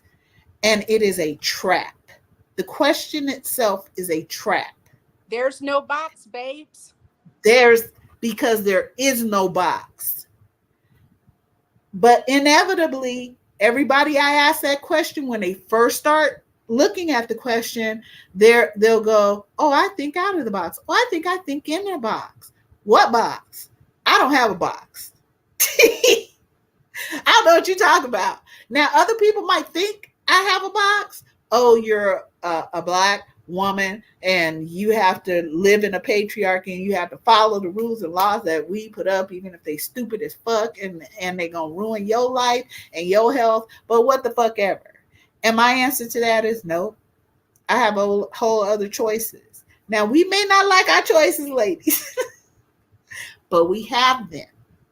Okay? So this idea, when we say we're submitting to someone, what we are saying is we are handing over our authority over our own self autonomy to someone else. Now, if you want to do that, girl, that's your business, girl. You go with that. That's what you should do. You love the patriarchy. I love it for you. Okay? However, I am Goddess born. And I'm a Goddess born warrior, healer, and empath. And yes, I'm elemental because as Black women, Black girls, we do be elemental. We are that fifth element on this planet. You can't live without water, fire, uh, um, air, and the earth, and you can't live without Black women either. So I understand all of those things. I got it, girl. I got it. And we're gonna go by my rules. So let me give you guys a quick example. If you have a child and your child is at school and they tell you, oh well, the way we deal with bullying is your child has to come and tell the teacher and blah blah blah. I don't care what that other kid did, okay? Whether your child had to come tell the teacher, blah blah blah blah blah, and yada yada. And that's how we do it. So this is what I would tell them. Now I'm not telling you you need to do this. I'm just telling you what I did.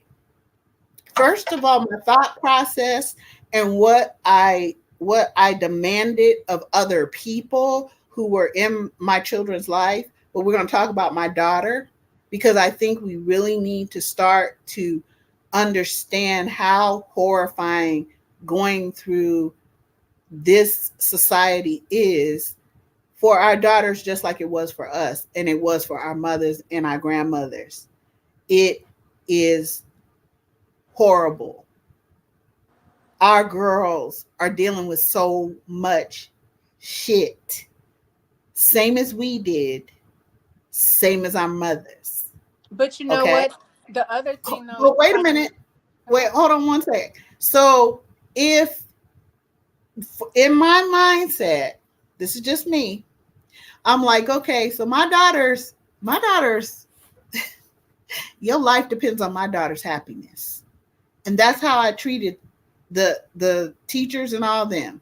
Oh, yeah, Anyway, whatever happens to her, I'm damn sure coming for you. I'm going to make you feel just like she felt. Allegedly. So, she actually has rules, regulations, and standards and policies already. They're mine. And mine, where her physical self is concerned, I ain't talking about your academics, girl. I ain't talking about your little math book or whatever, I ain't talking about none of that. I'm talking about her mind, her emotions, her spirit, her body, her. They're under my rule. And no one gets to put their hands, feet, spit, nothing on her. And if they do, they are going to be in a headlock and flipped. And then what you need to do is call me so I can come get my baby and take her for some ice cream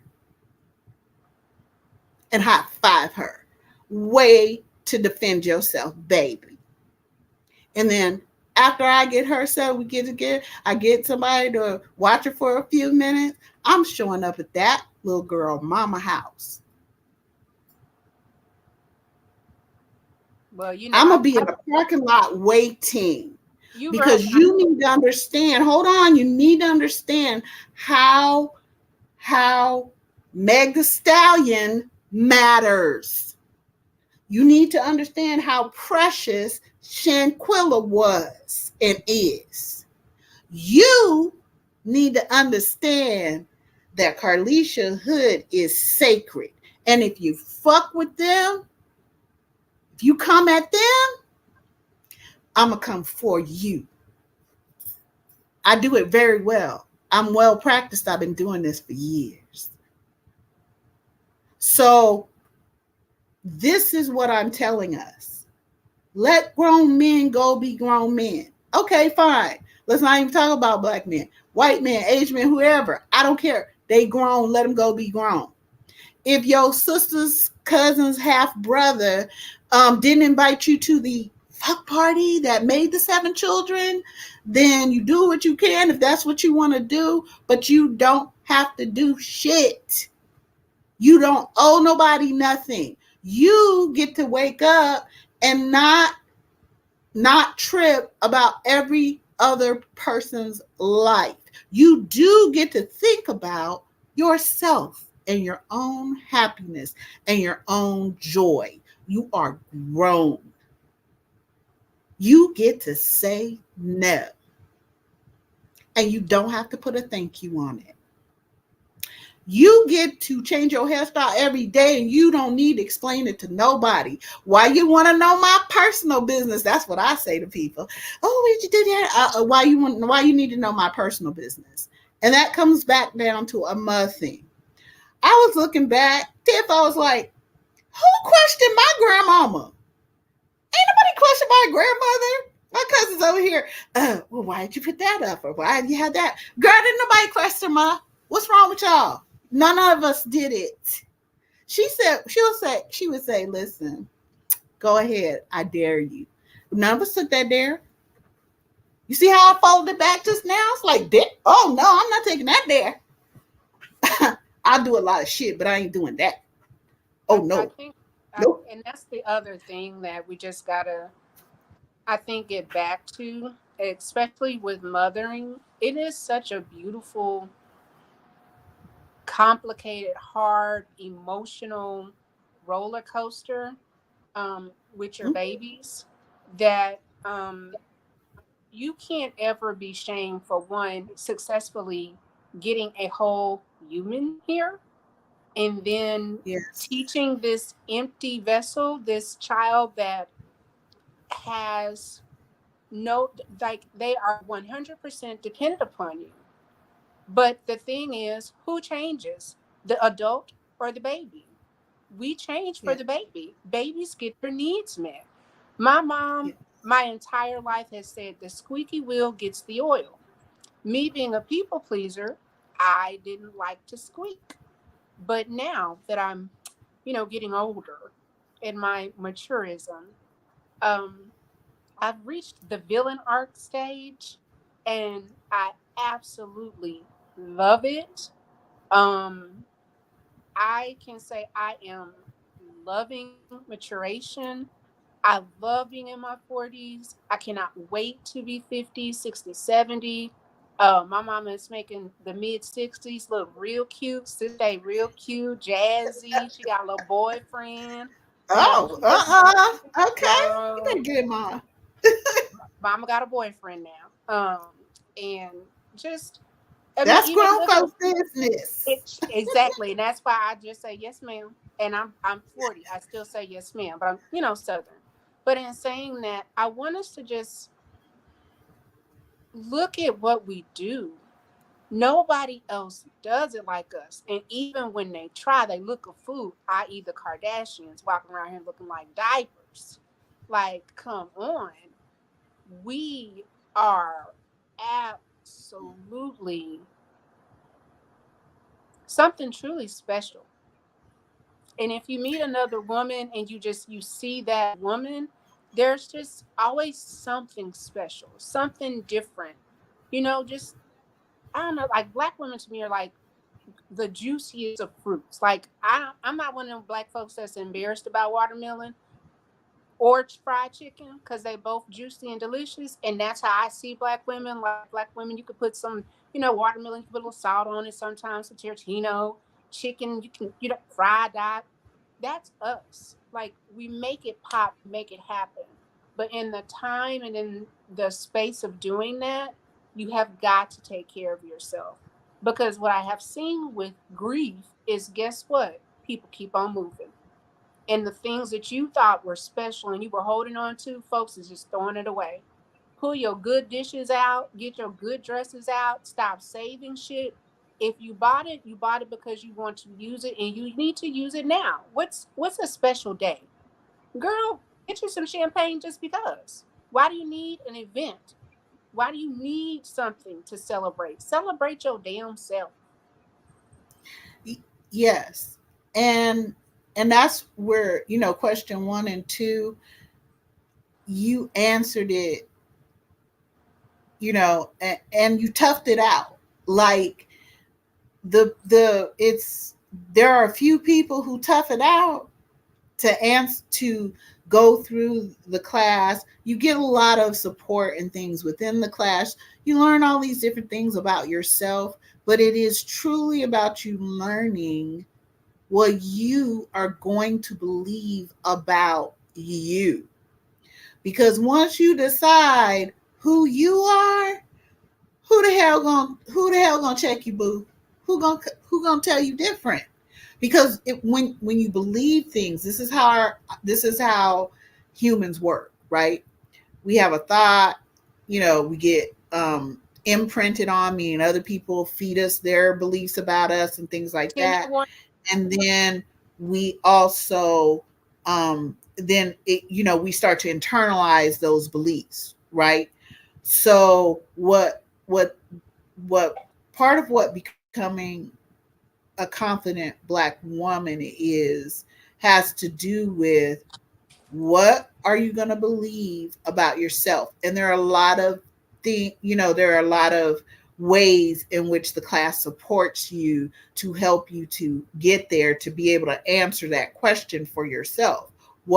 Who am I? And then the second question is, what do you want? Because most people aren't asking you as a black woman or a black girl what you want. They're really telling you who they want you to be, where they want you to go, how you gonna be, the chicken in the chicken soup for the whole family. Okay, that's really what they're telling you.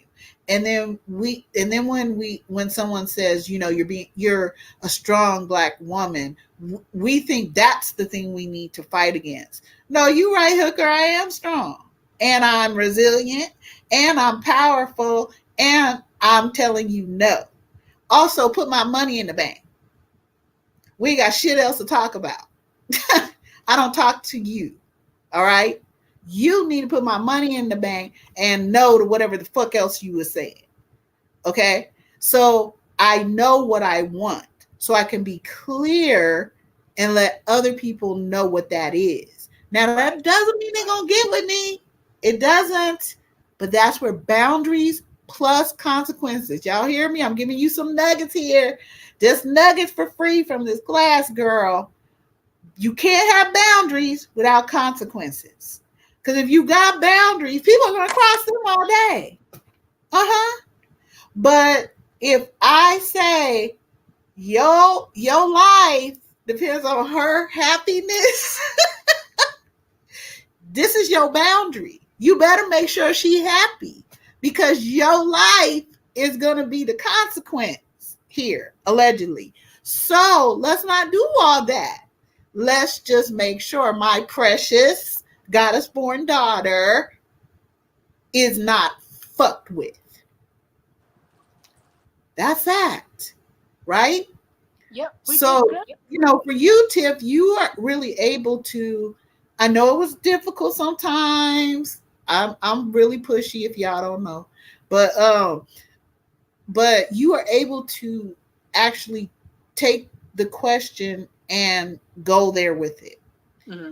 And what you came through with, girl, I was like, yeah,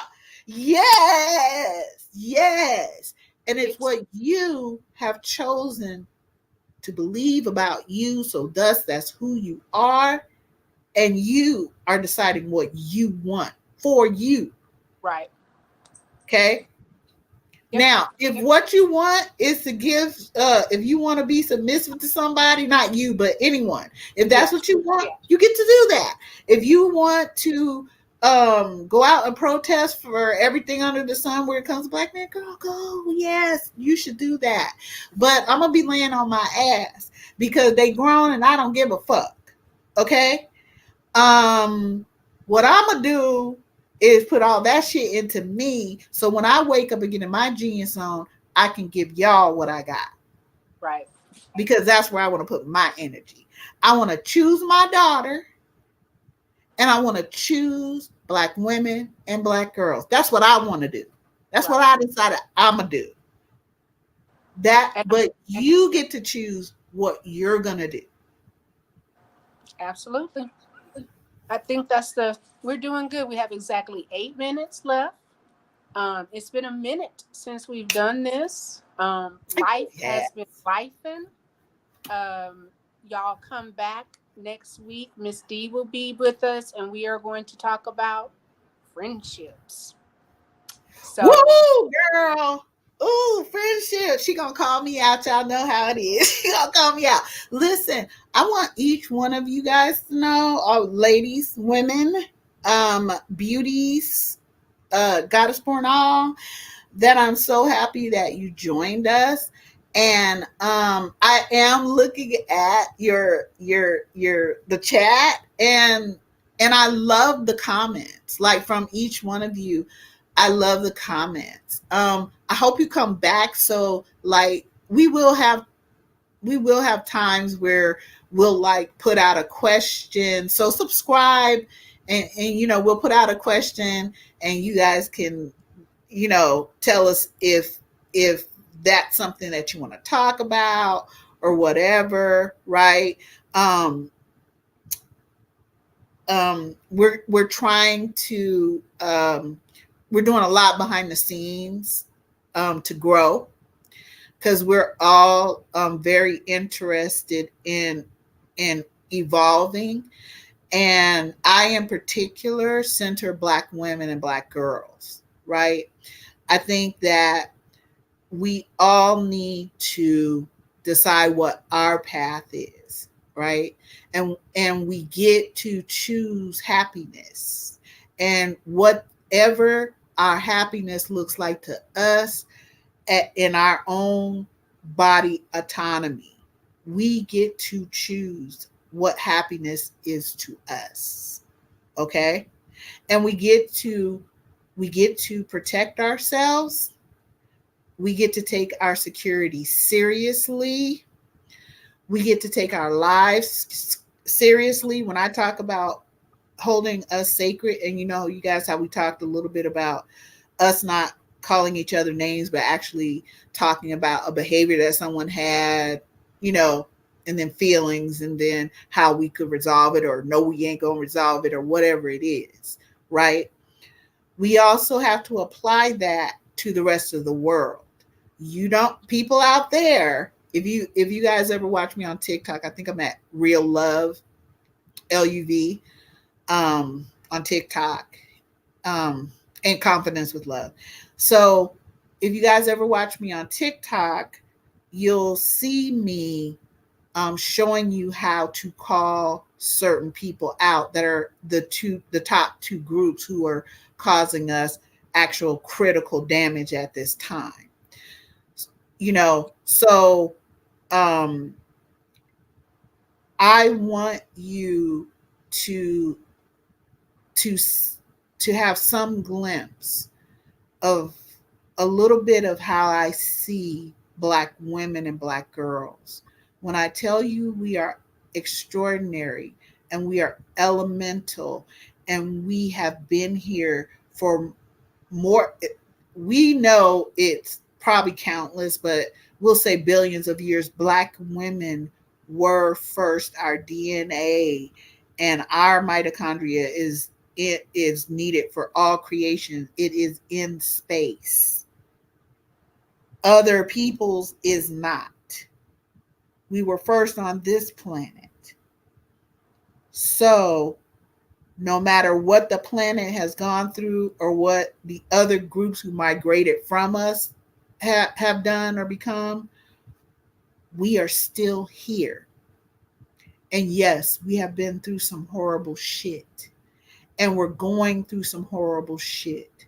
But that's why we need to know what our history is, because we need to be able to see the other women that came before us who solved those critical issues in their time together. so And they let's didn't finish like with our each other personally sometimes. So I just want us to really see how fantastic we are, and how precious we are. And people do not get to have conversations about us that are going to come, that become somebody's action, law, policy, standard, procedure, and therefore they believe it's enforceable. There was a young Black man. He comes on. He has quite a few followers, and so that means he's reaching a lot of people. And a black woman, so he claims a black woman has 6 kids, and the father, husband, ex-husband, whatever he was, he beheaded her because apparently he found out the 6 kids weren't his. Now, the last time I looked, we don't behead people, because if we went around beheading black men for cheating and having babies outside of marriages and partnerships and shit, we would have no black men right now. So how does this black man turn around and say, I think that was appropriate for him to do? Because you got black men out here who are not managing their own emotions and not mastering their own behavior. So what are they going to turn around and do in a country that's full of weapons? To the person they think they can do it to the most, black women and black children. They're going to do just what they're doing, but more of it.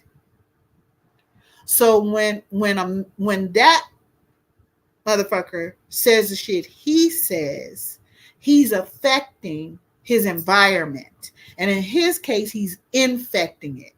And what does who that woman slept with or whatever mean she should be murdered, assassinated? Why should Meg the Stallion be shot because she told this nigga whatever she said to him? Maybe she rapped that he was dumb as fuck. I don't know. But how does that translate into you get to shoot a black woman? How do you, in Carilisha, how do we go down there in Montgomery and whoop some white people ass? Because if y'all had asked me to come through, just that alone, I would have, I don't take up for brothers and nothing. I'm not in community with them, but I'm just saying that looked like fun though. But anyway, I digress. If you will hop out of water, come drop off a plane, come running down the boat thing, jumping over the thing to go help a black man, then why did Carilisha Hood, with 3 other black men in there, or whatever, 2 or 3 other black men in there, stand there, look at this motherfucker, and think that that this woman needed to tell this grown motherfucker to calm down and woo-saw, let's get a bell and we gonna do some sound therapy for you or something? No. We are gonna treat black women like the precious, incredible, elemental beings we are. All right. Or so you have consequences for that shit. So when you guys hear me say things on TikTok where I'm like, hey, keep black women out your damn mouth. Stop talking about us. Because too soon it becomes a fucking policy, then a bill, then a law, then that shit is enforceable. And I'm not putting up with no more of y'all shit. Stop talking about us. You don't talk about us, for us, or to us. We will talk amongst ourselves. We grown. We gonna do us. But you do not get to invite other people to target us and take our lives. This is not a joke. This ain't we just having an argument or a disagreement. Motherfuckers, you killing me. If you're killing black women and you killing black girls, then you killing me. And that shit ain't happening. So I'm saying we're going to have to start to really understand our true worth. I know we're hearing you're a black woman, you're not good enough. I know you're hearing you're a black woman, you'll never be good enough. But it's a funny thing. It's a very funny thing. Why y'all always praying to us then? Why y'all always calling out for black women to come and save you? Whoever you are. Even some white girl was on there talking about, oh, poor white people are just like black people, so we should get together. No, what you mean is black women should come save you, because black men ain't marching for shit, okay? Except Kevin Samuels, I heard somebody did that, but that's all. So whenever people are calling black people to have solidarity and take care of them and all that shit, they are actually talking to only black women, because we're the ones who do all that. And then we get home and we're rest broken. And then when we help whoever it is, they come back out of their jealousy and out of their envy and out of their covetousness, because they can't do what we're able to do with midair. They then work to assassinate us in different ways. I'm not lying. I ain't being hyperbolic. Go look at the numbers. Okay? Black femicide is so fucking high. I can't. I cannot. And then we're gonna have some motherfuckers online telling people that they should be killing us because we didn't do what they wanted, or this happened or that happened. Well, if that's the truth, yeah. How come we ain't calling for nobody to be? We ain't calling for people to be. We ain't calling for that. We not call. So we have got to. We've got to heal, but we've also are going to have to decide what's critical for us and what's not. Maybe my list doesn't fit everyone. Maybe some of it fits, maybe some of it doesn't, of what is critical, but you get to add to that list, right? You get to tweak that list, and you get to zone in, because all of that is centering you as black girls and black women. So Okay? 1 second. So as we close out, let's center ourselves. You know me, we've worked it up. We're going to do 2 breathing exercises. Put your hands out. Everybody that's watching, hands out. I don't see your hands. Give me 3.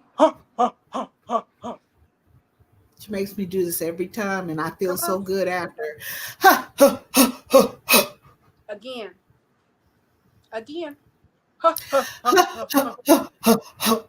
One more time.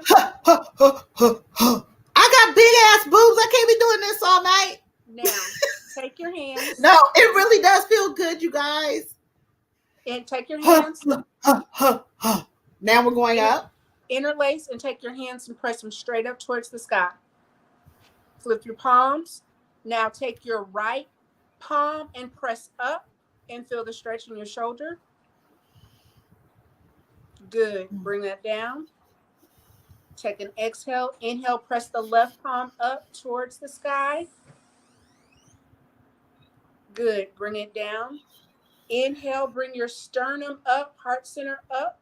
Press both your hands up and then reach over to the left. Beautiful. Inhale, come back to center. Exhale out. Inhale, reach all the way up. Exhale, reach over to the right.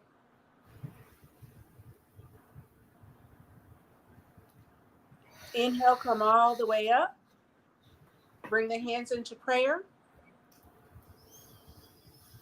Now bring your hands and grab your left shoulder and right shoulder.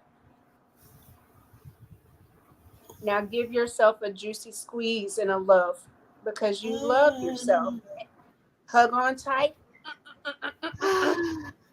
Thank your body for showing up. Thank your mind for showing up. Have an attitude of gratitude. Move, release, own it, let it go.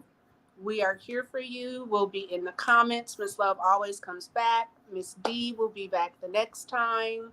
We're going to have the friendship conversation. So if you have any feedback, questions, please don't hesitate to put it out there. But go do something nice for yourselves, ladies. Maybe even if you're turning the phone off for maybe 3 or 4 minutes, or get a good bath, have a glass of wine, some tea, whatever. Just do something exclusively for yourself and start introducing it every day in your household.